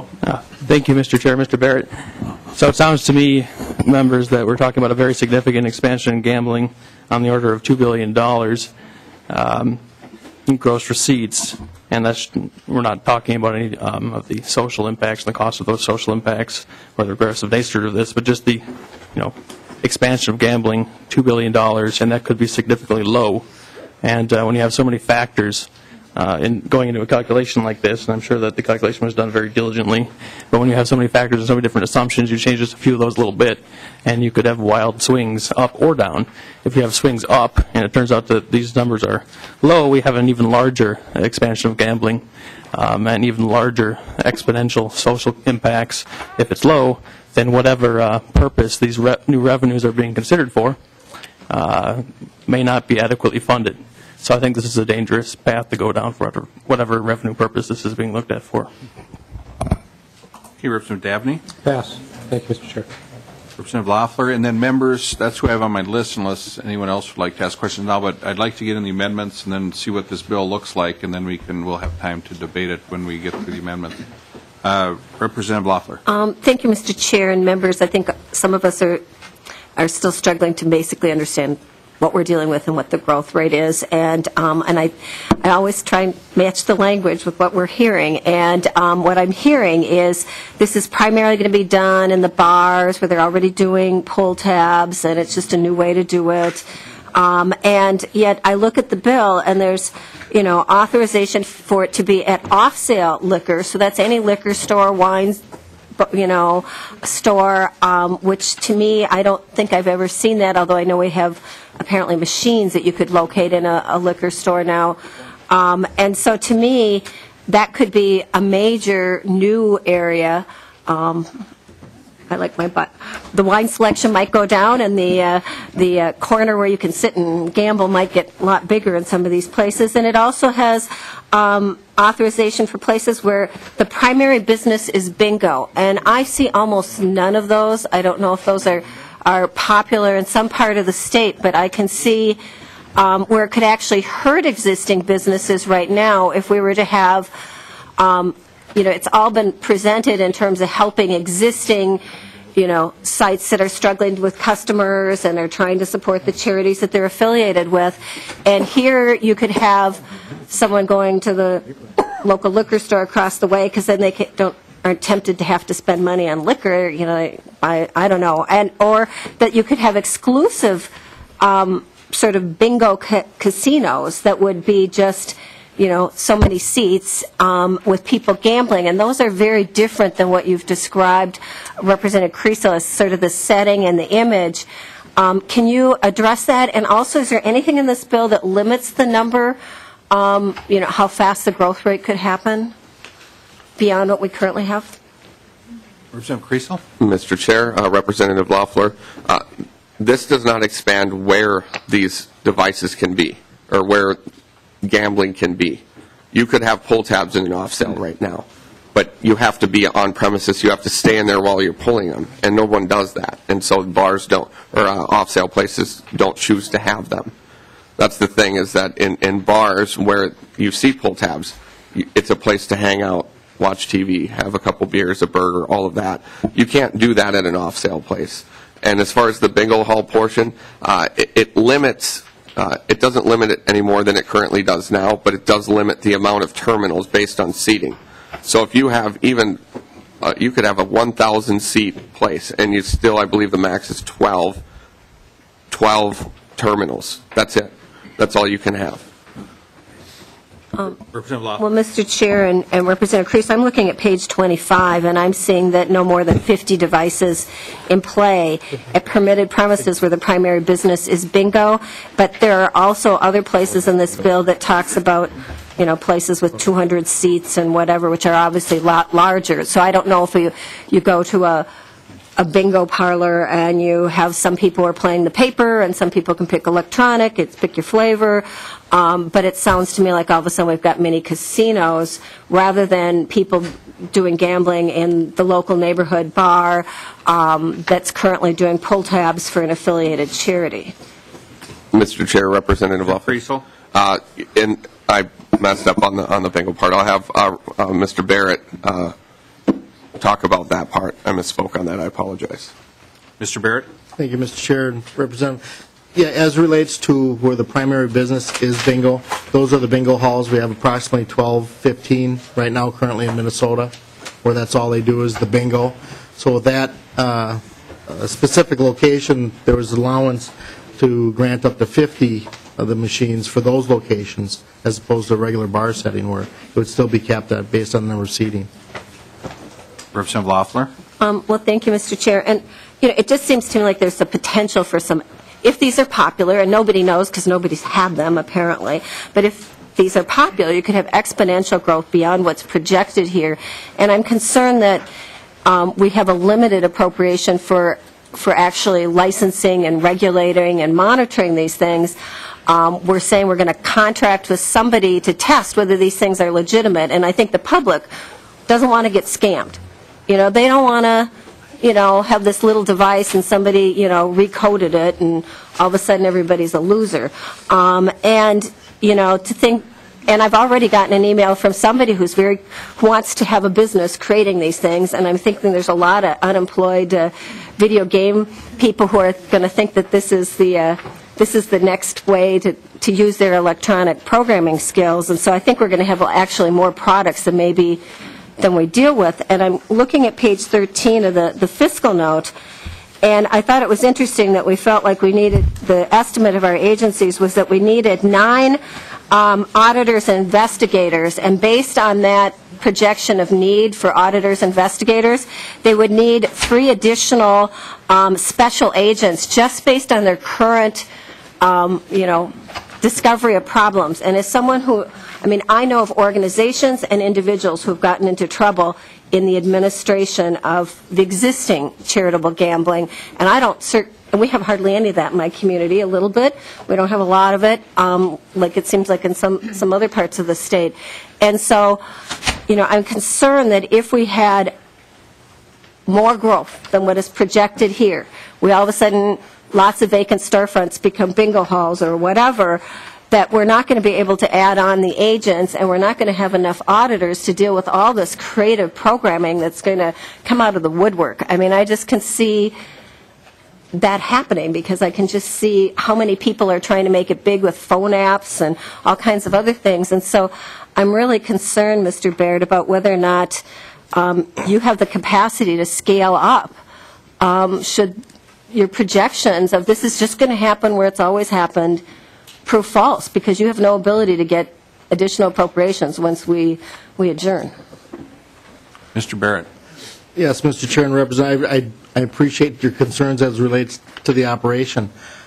One thing I will point out, regulatory perspective, is with these electronic devices, it'll give us an opportunity that we don't have right now I always joke, for those that maybe have played, anybody that wins $50 or more on a paper pull tab, they have to produce their license, and it's scanned, and there's a prize receipts that issued.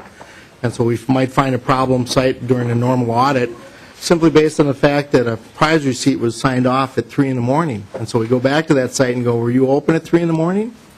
And that's a telltale sign that they were conducting gambling after hours. These electronic devices, the model as we project, and it sounds like I'm actively, I'm not, we're neutral. The board can go either way in terms of the electronic, but in terms of our oversight, these electronic devices would give us the ability to monitor at our headquarters in Roseville for each site that's going on in terms of the play, the time of day that the transactions are going. And so that actually gives us a much better opportunity than we have right now with all the paper reporting and the inventory controls. The inventory, I mean, we always tell the charitable organizations is the cash in the bank and is the inventory in the warehouse. We're going to know every day what kind of inventory is based on these devices, electronic. We still need to do the monitoring and the oversight for the paper games that are still out there. But in terms of our oversight and our activity, this is going to give us a leg up on monitoring that kind of an activity simply based on the electronic component and the data that comes into that will come into our office for monitoring. Representative Lawful. Thank you, Mr. Chair. And Representative Kriesel, I'd just like to hear a little bit more from you about, you know, since we're going to be using a form of gambling that I'm surprised, I just learned today, it doesn't exist anywhere else, why you felt we needed to start at this scale in order to move forward. Representative Kriesel. Mr. Chair, Representative Lawful, this is basically what was brought to me by the charities. This is what they need to continue to provide the services to our communities. The good that they do in every one of our communities across the state has been immeasurable. And those revenues have dropped because the economy and the smoking ban has hurt in a lot of situations. And so that's where I came up with it, is I want to do whatever I can to help the charities right now. Representative Lawful, and then we want to get to some amendments. Mr. Chair, well, I understand right now that there are some charities who are doing very well, and there's some charities who can't even cover their costs and are basically haven't for some time have struggled to even have anything be charitable operators. And it appears to me that the tax structure that you've got now would advantage some and disadvantage others based on size, based on location. Have you done an analysis so that you really understand, you know, that to really make this operation work, given that, you know, and supervise it adequately and reach out to the customers, that you know, to really make it work, a business needs at least 12 of these, but you're really going to start coming into the money if you can keep, you know, 40 going, because you only need one person to manage it, and they can handle 40 machines out at once.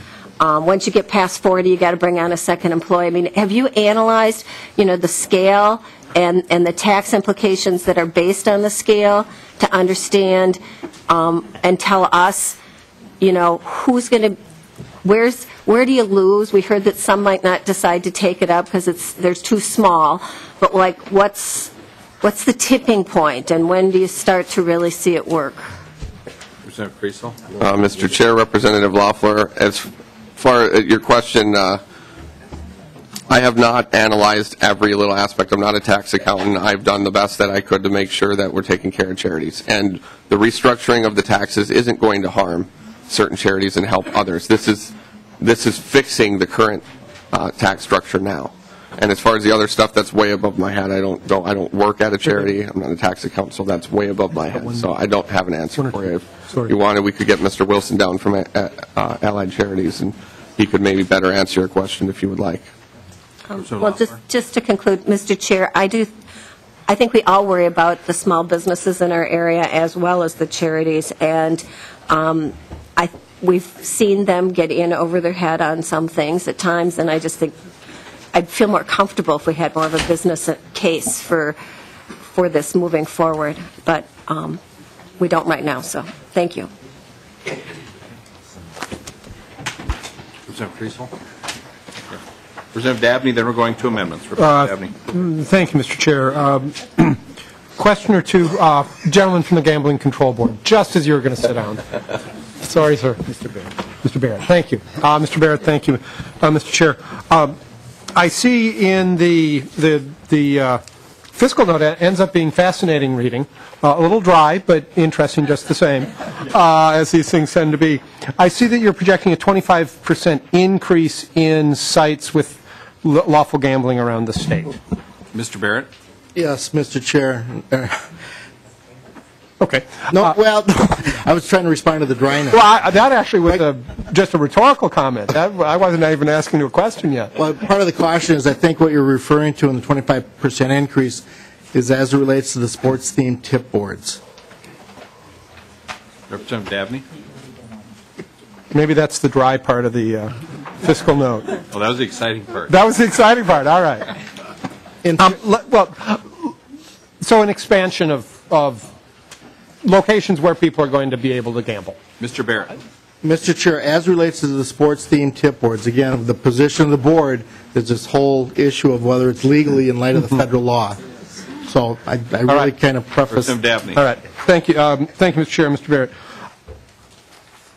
When I've seen pull tabs, I walk up to some lady in the bar behind in a cage sort of thing and give her $20 and I get my pull tabs. With the electronic games, is it going to be the same thing? I walk up, I hand her a $20 bill. Who's on a $20 bill? Jackson. I hand her an Andrew Jackson, and I walk away with the gizmo. Is that correct? Mr. Barrett. Mr. Chair, Representative Dandy, very close, yes. What's currently allowed in terms of the operation for the paper games, a person to conduct the transaction, so it's not just a kiosk off by itself, but yes, you would go up with your Jackson, $20. The paper version, we'd be counting out presumably $1 a ticket 20 times. Good luck. With these devices, take the Jackson, there'd be a code into the central system. You get the device, but you're also going to get a little slip to confirm the transaction along with a PIN number. So there's added security. You go back, you punch in the PIN number, and play about the electronic game. Representative Dabney. Thank you. Thank you, Mr. Chair. Thank you, Mr. Barrett. Thank you, Representative Dabney and Mr. Barrett. Let's get to any amendments we'd have. If we could get some distributed, if we could have some pages, passing them out, and then let's keep them flowing here so we have them so we don't have to wait to have them passed out each time. So let's get a couple ahead if we could, just for fun. Mr. Chair. Okay, Representative Marquardt. Thank you very much, Mr. Chair. I would like to move the A18 amendment. A18 amendment, as it's being passed out, if you could describe it, please. Yeah, thank you very much, Mr. Chair. And, we're talking about a charitable gambling bill, and I think people would be shocked at how little money, as Representative Downey was alluding to, actually gets to the charities. And so this bill would make a guarantee, would up the amount that would go to the charities. But I'd like to just give you a little background on this. As Representative Downey was talking about, if I go to put $1 in bingo or on a poll tab, out of that $1, I'm going to get 82 cents right now back on prizes. So that leaves 18 cents. Out of that $1, another 10 cents will go for lawful expenses, which would be rent, salaries, gaming manager, those type of things. 4 cents out of that $1 is going to go to taxes into the state. And as Representative Downey said, 4 cents out of that $1 is actually, on the average right now in the state, going to get out to the charities. Now, let's take a look at another number just to kind of put it in perspective to see what is current law and then what is actually the Kriesel bill and what that is doing. Let's just take what's called net receipts. That's that $1 I put in minus the 82 cents in prizes. So that's 18 cents. So right now it's 18 cents. In the Kriesel bill, that actually goes down to 16 cents because and I have to mention as I'm going through this, that it kind of piqued my interest when there was a story in the media last year, 2 years ago, and then went on to the 2010 gaming where you could see what each was giving. And you had, and I'm not going to give names, but I mean there was one place that had 2.5 million of gross receipts, 18,000 in donations. That was 0.7 of 1%. Another one had 171,000 of gross receipts, that's dollars being put in, and gave $1,100 to charities. And I go through that. And yet there was another one that out of 177,000 gave almost 22,000, 12% back to charity. So it's kind of all over the board. And I have to commend Mr. Barrett and the Gambling Control Board, because what they've done in the last 2 years now is to put a star system by all of these groups based upon kind of really a percentage that they give back to, I think it's percent on the taxes and the charitable giving. But really creating some accountability and all that. So here's what the bill would, or what the amendment would do. Right now, with Representative Kriesel's bill, with the new expansion and so forth, is that of those net receipts, which now is going to be 16 cents on the dollar because the prizes are going to be a little more, from 82% to 84, according to the numbers, that right now 44% goes to the lawful expenses. That's, again, the salaries and the gaming manager and the rent.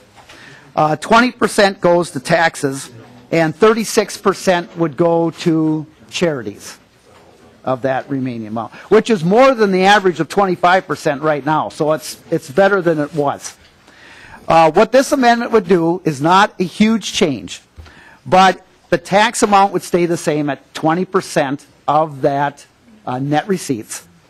But the lawful expenditures would go from 44 to 40%, and the charitable would go from 36 to 40. So what the amendment would say is that you have to have a minimum of 40% that would go to charities. And I think this increases accountability. I think if you talk to the average citizen at the bingo hall or in the bar who's playing, they're going to think that a lot more than 4 cents on that dollar is going out to the local hockey club or the local wherever that is. And this really, now if you look at, and these are my calculations that I've kind of calculated, that 4 cents on the dollar that would go out to charity now would go to about 6.5 cents out of every dollar on that. So it's not a huge take, but it would actually, from what you have right now on the Kriesel bill, it would actually move about $16 million more dollars into charitable, from 133 million to 149, and so that's kind of where it's. So, members, that's the amendment. We'll go to the author for his thoughts, and then we will go to any members who have questions. Representative Kriesel. Thank you, Mr. Chair. The amendment looks good. This is such a complicated issue that I would be reluctant to accept it right now. I would ask if we could. I would ask that you're not supporting that. We could work to get towards this where we could analyze it, where I could understand it better, so I don't just take it right now, not fully understanding exactly what it does. Mr. Chair. Kriesel and Chesky. Well, Mr. Chair, I'd like to move an amendment to the amendment, and I've given it to the pages if I could. Maybe Representative Kriesel will feel differently.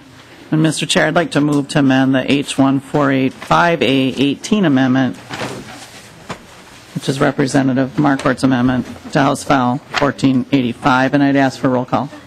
Okay, roll call being requested. Will be roll call. If you could please describe your amendment. Well, it's pretty simple, Mr. Chair. Mr. Chair and members, this amendment is, getting what we really should be doing this session in front of us. We've been talking, all of us, that we want to do jobs and we care about jobs, and here now we're hearing a bill that's a tax increase that's extremely regressive, and this is an opportunity for all members to get to vote to take care of what we really should be about this year. And members, this is the jobs bill that Governor Dayton's been pushing, that we've been pushing. Representative Carlson did it as a minority report on the floor. And so you will all remember the minority report. That's what is in front of you. There's an addition to the minority report in here on page 37. And members, we've also heard, these are bonding projects across the state that will put thousands of people to work doing construction across the state at all levels. And we've also heard lately that for some reason, I don't know, there's some folks who think that people are afraid to take boats on stadiums, and that's in here too. And so members, you're going to have an opportunity here with a roll call vote. This is again, the minority report on a bonding bill. It includes state bonding for the Minnesota Vikings. How much worth that is? Page 37. Page 37. Okay. Roll call. Representative P-Mark. Chair, Representative Lincheski, where is the stadium provision? Page 37. Page 37. Representative Lincheski. Mr. Chair, page 37. Thank you. Representative P-Mark. Mr. Chair. Discussion. Representative Tilbury. Thank you, Mr. Chair, and I'm glad you brought this amendment forward, and we might as well get it out on the table. Bonding bill, I think we were talking earlier on about jobs. It says we wanted to have more jobs in our session, and I think this would provide that. I think the bonding bill part was listed at least 7,000 jobs that could be created immediately. So I just think that thanks for bringing this amendment. Might as well get it on the table. Representative Hartman. Thank you, Mr. Chair. Members, today on the House floor, when we were talking about the bonding bill for the Capitol, Representative Howes was talking about how important it was to have the size of that bill be that $200 million amount for the Capitol, even though it is not possible for us to spend $200 million in the next year on the state Capitol. And the reason he said it was so important was because that additional money created jobs. And that is exactly what Representative Lincheski's put in front of the committee as an opportunity to really put our money where our mouths are on the issue of jobs. And these projects, unlike putting $200 million aside for the Capitol, which is a 6-year project, these are projects that are ready to go right away, that the money can get into work on the ground. One excellent example is the funding for Southwest Corridor. We are at a significant risk, if we do not fund that project, of losing the money to a different state. We've already seen when Wisconsin turned back their money for high-speed rail, it was distributed to the other states.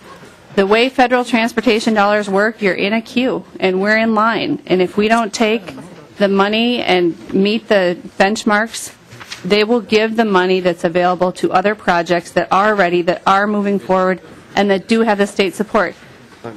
The reason why I got elected in 2004 in my community was because this legislature, before I got here, failed to pass North Star Commuter Rail. The North Star Commuter Rail bill that was up in 2003 and 2004 went from Minneapolis to St. Cloud. And the federal government would have given us a full match to do that line.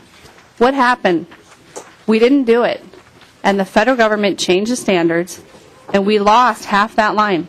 It only goes to Big Lake because the legislature failed to act when the project was ready and moving forward. Southwest Corridor is at that critical point.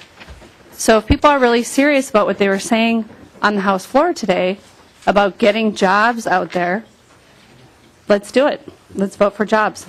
Representative Marquardt. Thank you, Mr. Chair. You know, the report just came out today that Minnesota lost 200 jobs this month. The unemployment rate ticked up another tenth of a point to 5.8%. And, you know, things are moving in the right direction. We've recouped about 88,000 jobs of the 150,000 that were lost during this Great Recession. But we need to keep the ball rolling on this, and we need to get more and more people to work.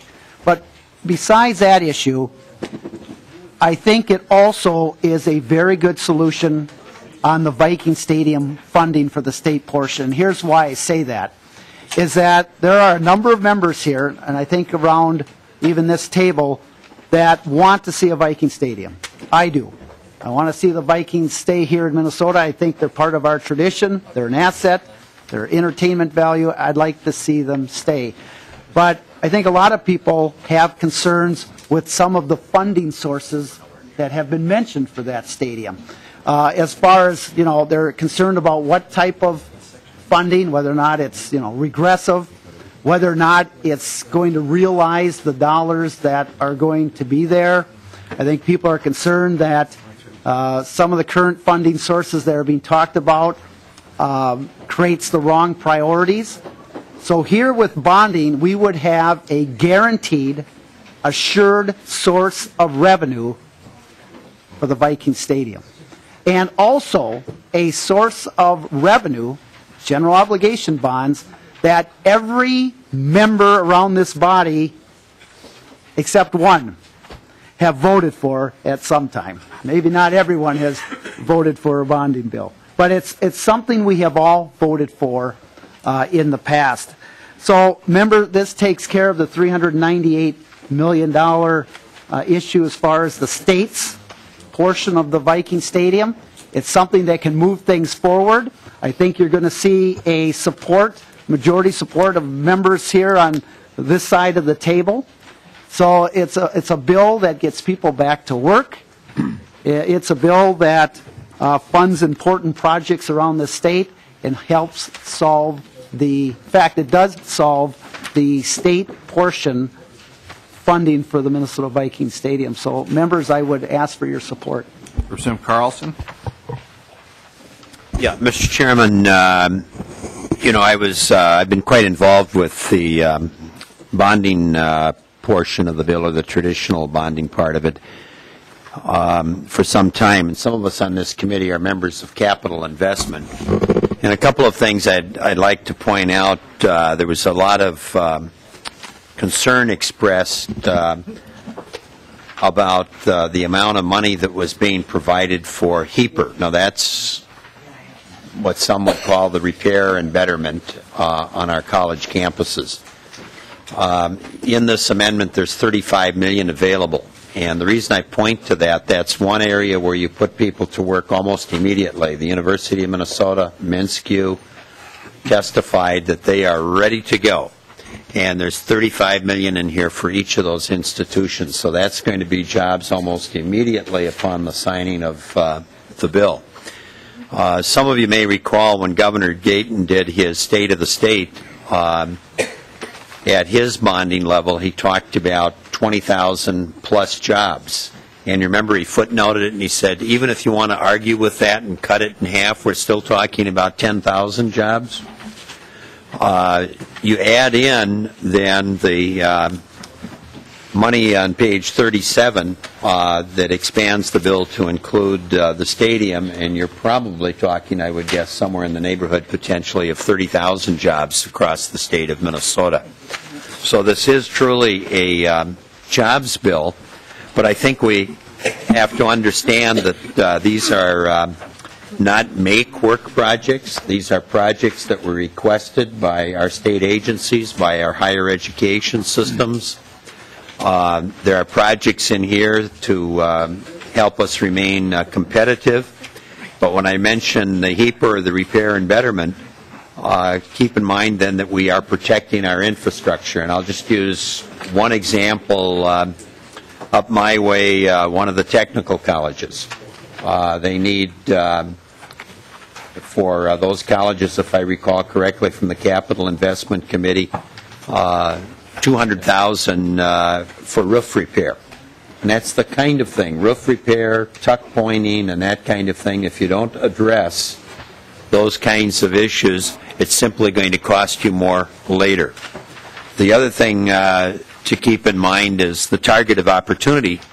Not only is it creating jobs, but this is a time when interest rates are low. So that's a real advantage in terms of moving forward with a bonding bill of this size as well. So I would encourage members of the committee to support the bill, or the amendment. Representative Gavel.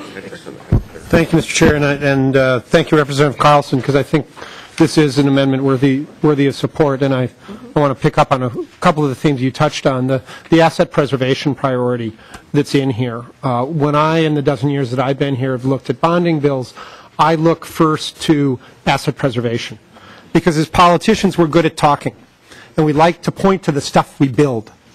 We like to have our names up on the sides of buildings, things like that. We're not as good at then maintaining those buildings, maintaining those wastewater treatment facilities, maintaining all the stuff that previous generations of legislators have built. But that's really where we should start, is maintaining what we've built. A couple of key pieces that are in here. One related to that, the University of Minnesota's Itasca Biological Station. In significant need of repair, also in significant need of expansion. It's a remarkable place, not only the headwaters of the Mississippi, but it's a unique facility in the country in terms of the biomes that you can study there. You can go to the desert and study the desert. You can go to the ocean and study the ocean. It's only at Itasca that you can study multiple, 3 different biome areas at one place. I appreciate the veterans that are going to be served by projects here. In my own district, as it happens, the Minneapolis, Minnesota Veterans Home there needs some HVAC work on one of the buildings to better serve the veterans. We're growing more veterans in our country right now. We should be looking to the future on how we're going to serve those folks. The Hormel Institute, Representative Poppy spoke about that today, the opportunity for research, the opportunity for building jobs in that industry, and it's a dramatic growing area of research and job creation. We've talked a lot about job creation. We just haven't done anything about it this year. We've talked a lot about jobs. We just haven't done anything about it. I don't like every project in here equally. I've got some misgivings about some. But like any bonding bill, you weigh the good and the bad. And on this one, I come down on a lot more good than bad. And I'm going to urge other members of the committee to stop the talking about jobs and start the doing about jobs. We've been talking since January. Let's do. Thank you, Mr. Chair. Representative Ward. Thank you, Mr. Chair. And I, too, I would like to join my colleagues in supporting this amendment. And Representative Dabney, last week, members on the House floor, I said something like, let's not just talk the talk, let's walk the walk. And I come from an area, and you've heard me say it before, that has huge unemployment. Some of the most difficult and slowest recovery in the state of Minnesota. The city of Brainerd proper has an unemployment rate of approaching 15%. Highest unemployment rate in the state of Minnesota for cities over 10,000, over 3 years, members, over 3 years. So jobs are critical to me and my constituents in my area. And you know, members, as I look through this is a statewide amendment for all of us. And that, you know, Representative Carlson, you talked about asset preservation of our MNSCU and our state college system, and we have that in my district that would provide jobs for people in my district. You know, also classroom expansion. I want to speak on behalf of one of my Republican colleagues, my housemate, Representative Lemire. Representative Lemire has worked very hard to focus on the Camp Ripley Education Center expansion, which is greatly needed in not only at Camp Ripley, veterans facility that we is a great asset for the state of Minnesota and our veterans organizations and our Highway Patrol and our MnDOT and all the other organizations that work that service out of there. You know, on behalf of Representative Lemire, I know that he would be thrilled that the Camp Ripley Education Center is in here. Representative Purcell up in Bemidji, the Lakeland Public TV, who also has a studio in my district. Their expanded media center facility. So there's many good statewide projects here, members, statewide projects that could put people back to work. And in areas that have high unemployment like mine, that have been slow to recovery from the recession, thank you very much for bringing this amendment forward on behalf of my constituents and all of the constituents in the state of Minnesota to not only just talk the talk, but walk the walk. To actually walk the walk with jobs. So, members, I'm asking for support on this amendment as well. Thank you, Mr. Chair. I just have a question for the author, or I guess whoever wants. I'm trying to look through the list of projects in that here, and I'm not clear on what is in here for the state capitol restoration renovation. Person Lancheski. Well, thank you, Mr. Chair. Representative Loon, just to refresh members, other than the Vikings Stadium, you've all voted on this already. Representative Carlson did the minority report. The body of the whole, 134 of us took a vote on this. So it's that identical bill plus the stadium. The part for the capital restoration, I believe, is the tunnel portion, and maybe Representative Carlson go into that. I'd need a minute to find the page. And Representative Lawful is looking for it, but we'll see if we can find it.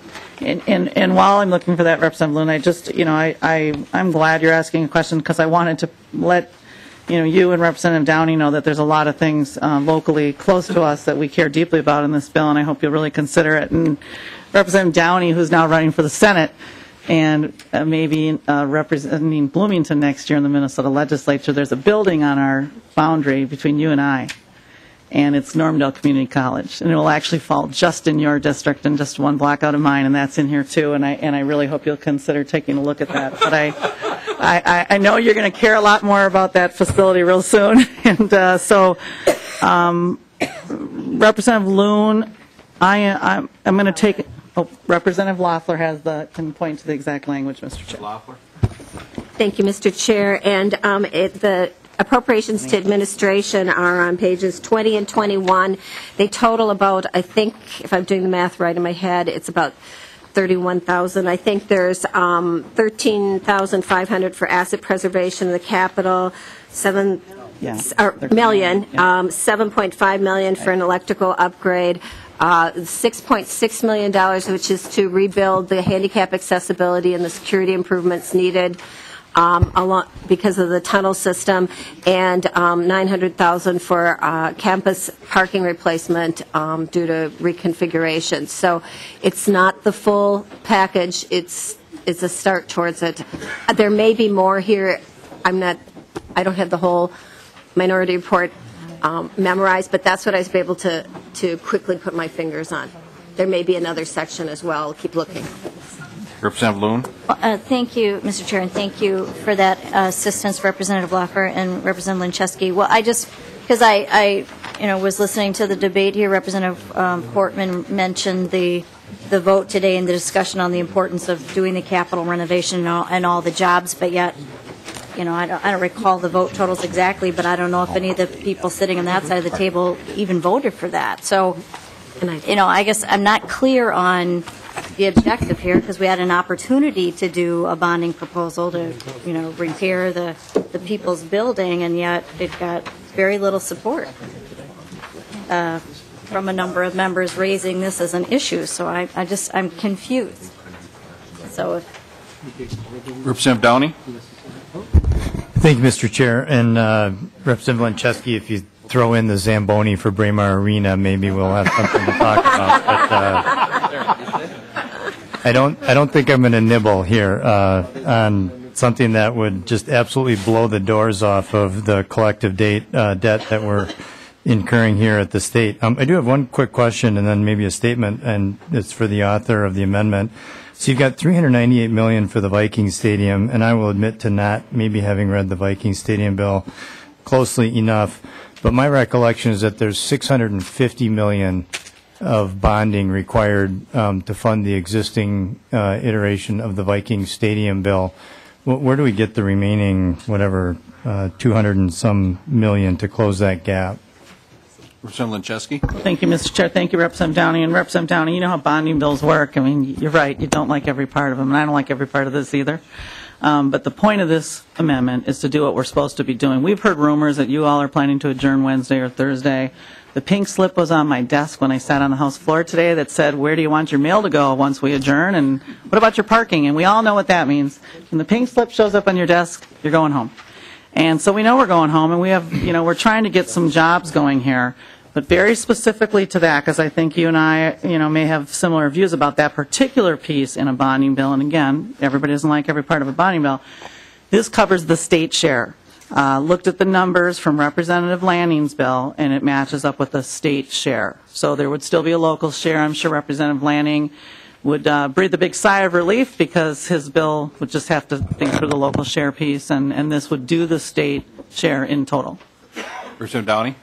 Well, Mr. Chairman, Representative Linczewski, I'm not quite sure Well, I'd have to go look at the bill, and I don't have my computer with me, but boy, I'm pretty distinctly remembering a $650 million, and that's $650 million bonding amount in the stadium bill, and that's net of costs of issuance and things. And my recollection is that the original version of the Viking Stadium bill had the Vikings covering $6 million of some kind of 7-year cost because the Minneapolis Convention Center tax doesn't turn on for the stadium for a while, so there's a 7-year gap where somebody's got to cover the loss of money there, and it's $6 million in one area and $1.5 million in another area. And originally, the state was going to cover that $7.5 million per year for 7 years, and many of us, myself included, thought that was a mistake, that we shouldn't be covering that operating cost gap. And so the agreement that was reached with the Vikings was that the Vikings would pay that $7.5 million per year for 7 years, but that the state would actually bond for it and pay the Vikings back later.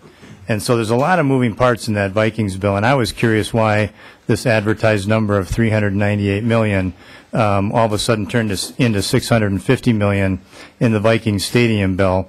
I was concerned about why the state was also counting brick purchases as a charitable donation so that the Department of Revenue could return taxpayer money to the folks that donated a brick to the stadium.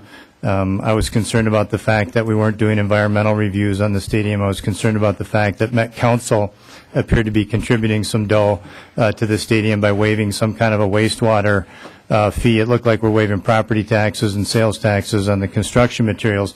So there's a whole raft of other public subsidies for the Viking Stadium.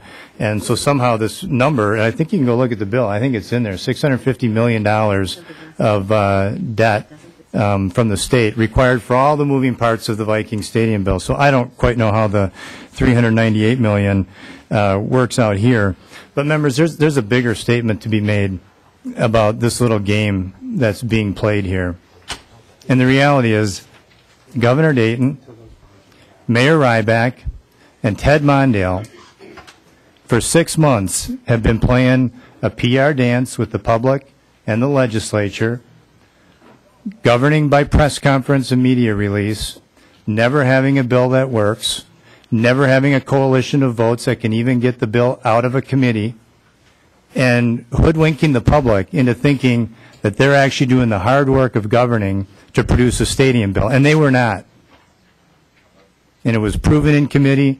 It's proven that there is not the support for that stadium proposal. No one knows where that $650 million of bonding authority comes from or where it goes or why it goes. I mean, this whole stadium thing to date, from my perspective, with what the governor has done, is a total sham. And so now you're trying to throw $398 million in a massive $1.2 billion bonding bill that we don't have the cash flow to cover, and acting like this somehow solves the Viking Stadium. Members, this is just another round of the sham of the Viking Stadium bill. This is a total joke. So let's get back to Representative Kriesel's bill. We all know what it's doing and where it's going, but let's vote this amendment down. It's $1.2 billion in bonding. We don't have the money to pay for it. We don't. Our original budget resolution in the bill that we passed with the governor only has enough money to support $750 million in bonding. I don't think the revenue from Representative Kriesel's bill covers all of this, and you're not even covering the Viking Stadium bill. So let's get real. If you want to have a vote on a bonding bill, fair enough. We can all just vote it down. It's a big pile of pork from my perspective. We got 3 stadiums in here, not just one. Let's just vote it down and get back to some serious business. Thank you, Mr. Chair. Representative Anderson. Thank you, Mr. Chair. Asset preservation. Wow. The only asset preservation going on here today is you trying to preserve your asset and the fact that you voted down the bonding bill here today. You killed it. You killed the opportunity for the only jobs plan that you've had this session to spend more money and to incur more debt. I think this is an insult. I think Representative Donnelly is exactly right. I have heard Governor Dayton say time and again that, we're just playing political games here. Well, I hope he issues a press release tomorrow and say exactly what you are doing here today. This is nothing but political games to you. You've done nothing to help the economy. You've done nothing to actually move the state forward. I just cannot believe that you're doing this. If this is your idea of bold leadership, start over, because you have checked out from this session from day one. I don't think you have had any intent of actually trying to govern here today. Members, vote this down. Okay, we're going to go into recess till 10 p.m. Mr. Chair, I'd like to withdraw if I could speak to it. I just wanted to see, Mr. Chair. I'm happy to withdraw this motion, but to have people swearing at me and saying this is a sham and you and all that stuff, I mean, really, if we go back and listen to what I said, I don't use statements like you this, you that, you this, which was just being leveled on me. I said I'm for a jobs bill, and I think we should pass a jobs bill, and I'm for a bonding bill. And I'm not for a bonding bill, it's just for me.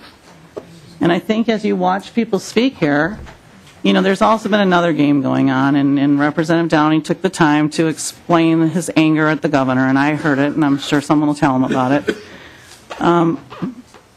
But, you know, this isn't a sham. We've watched the Speaker of the House say that, you know, we're not willing to lead, and we're not willing to do stuff, and we won't vote on this, and we won't do that, and you know, I think you just watched a whole bunch of people talk about getting ready to take a vote on this. We asked for a roll call. And if folks want the games or whatever to stop, then it takes both sides. So in leading, Mr.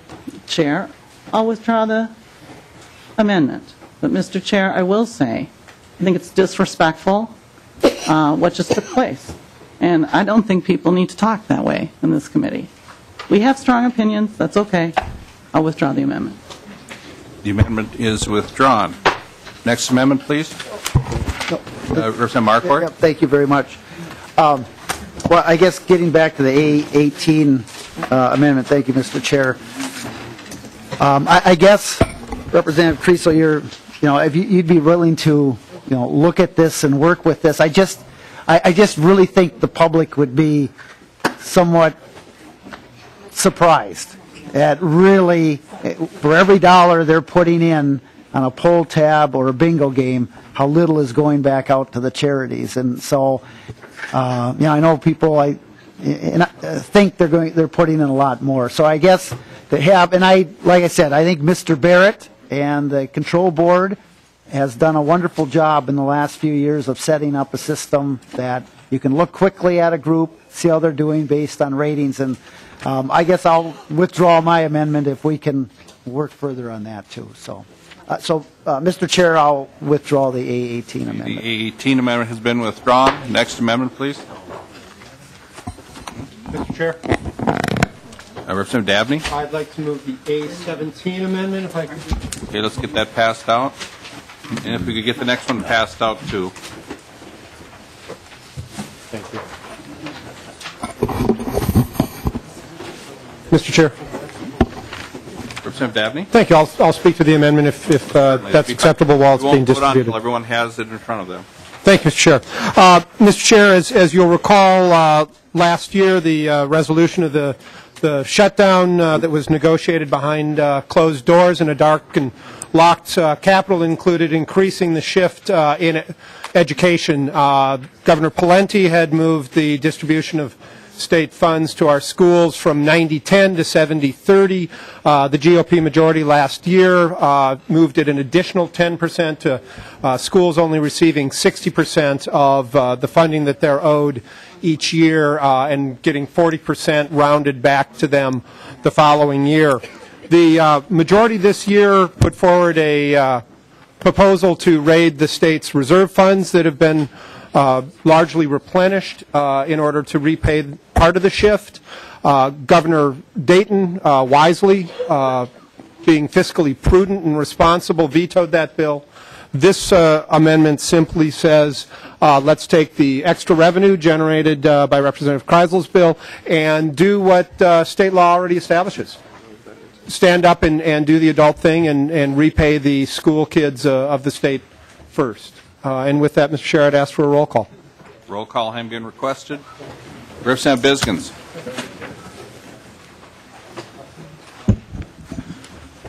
Thank you, Mr. Chair. If the author of the amendment could yield for a question. Certainly. You can just ask him if you I suppose I could, but thank you. Representative Davney, approximately how much revenue does this bring, and what is the projected payback of the shift in this amendment? Representative Dabney. Mr. Chair, Representative Biskins, if I understand the bill, Representative Kriesel can correct me. I believe it's projected to generate $36 million in additional state revenues each year, and that would pay back then roughly $36 million of the shift each year. Representative Biskins. Thank you, Mr. Chair. Representative Davney, how many years would it take to pay back the shift to get it to 90-10? Representative Dabney. Mr. Chair, Representative Biskins, I do not have that calculation. I apologize. House Fiscal, could you please come forward to answer the Biskins question?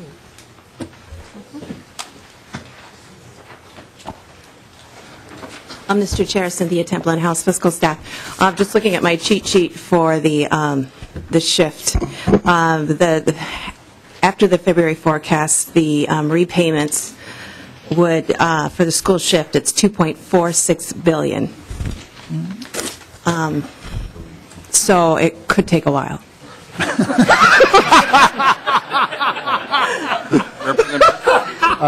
Thank you. That was good. That was good. Sorry. And thank you to fiscal staff a while.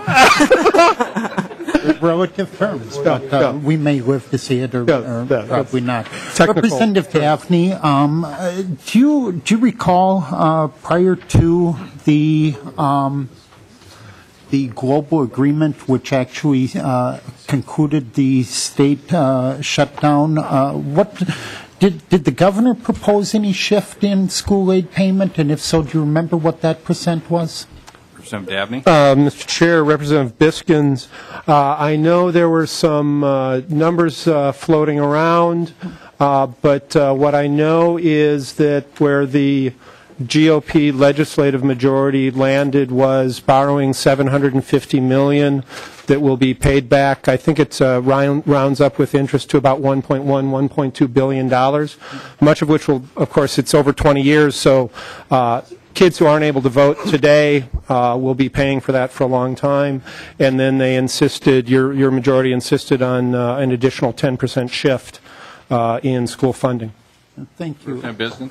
Thank you, Mr. Chair, Representative Daphne. I don't know, my recollection seemed to be about a shift of 50-50 was what Governor Dayton had proposed, but I could be wrong. We can check the record on that. Don't have to memorize it.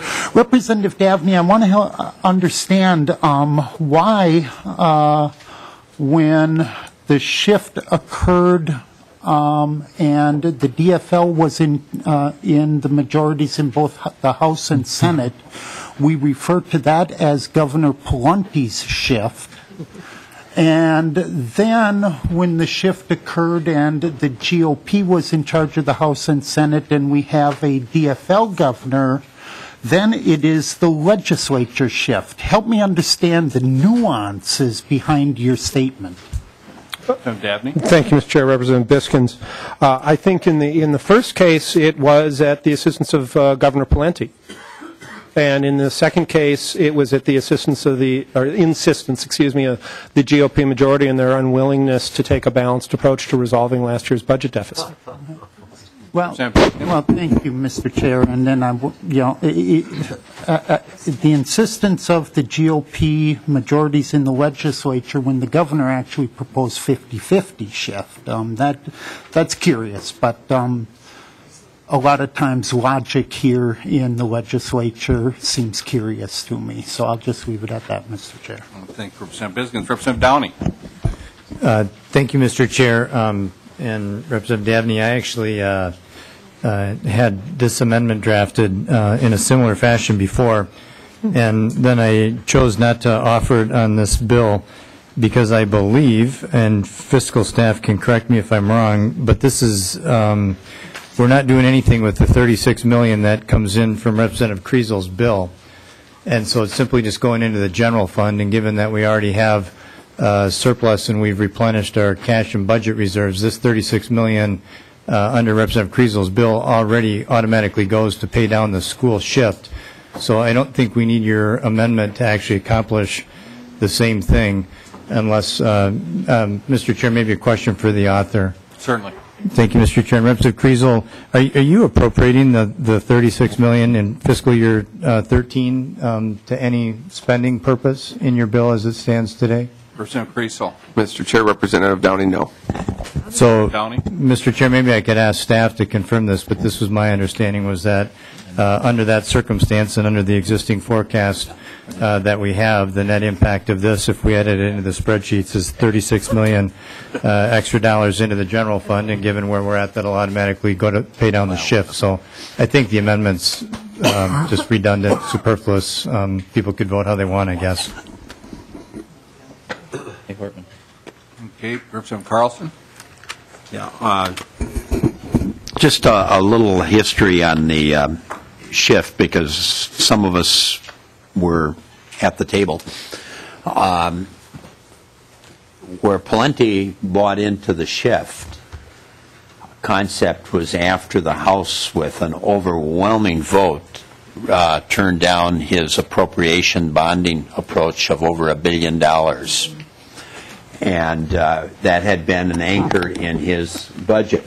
And so when that failed, in a very strong bipartisan vote offered by Representative Surdich on the House floor, that created a major hole in the budget. And if you want to know how the shift came about, then it was the result of where do you find the dollars if you weren't going to go along with the appropriation bonds.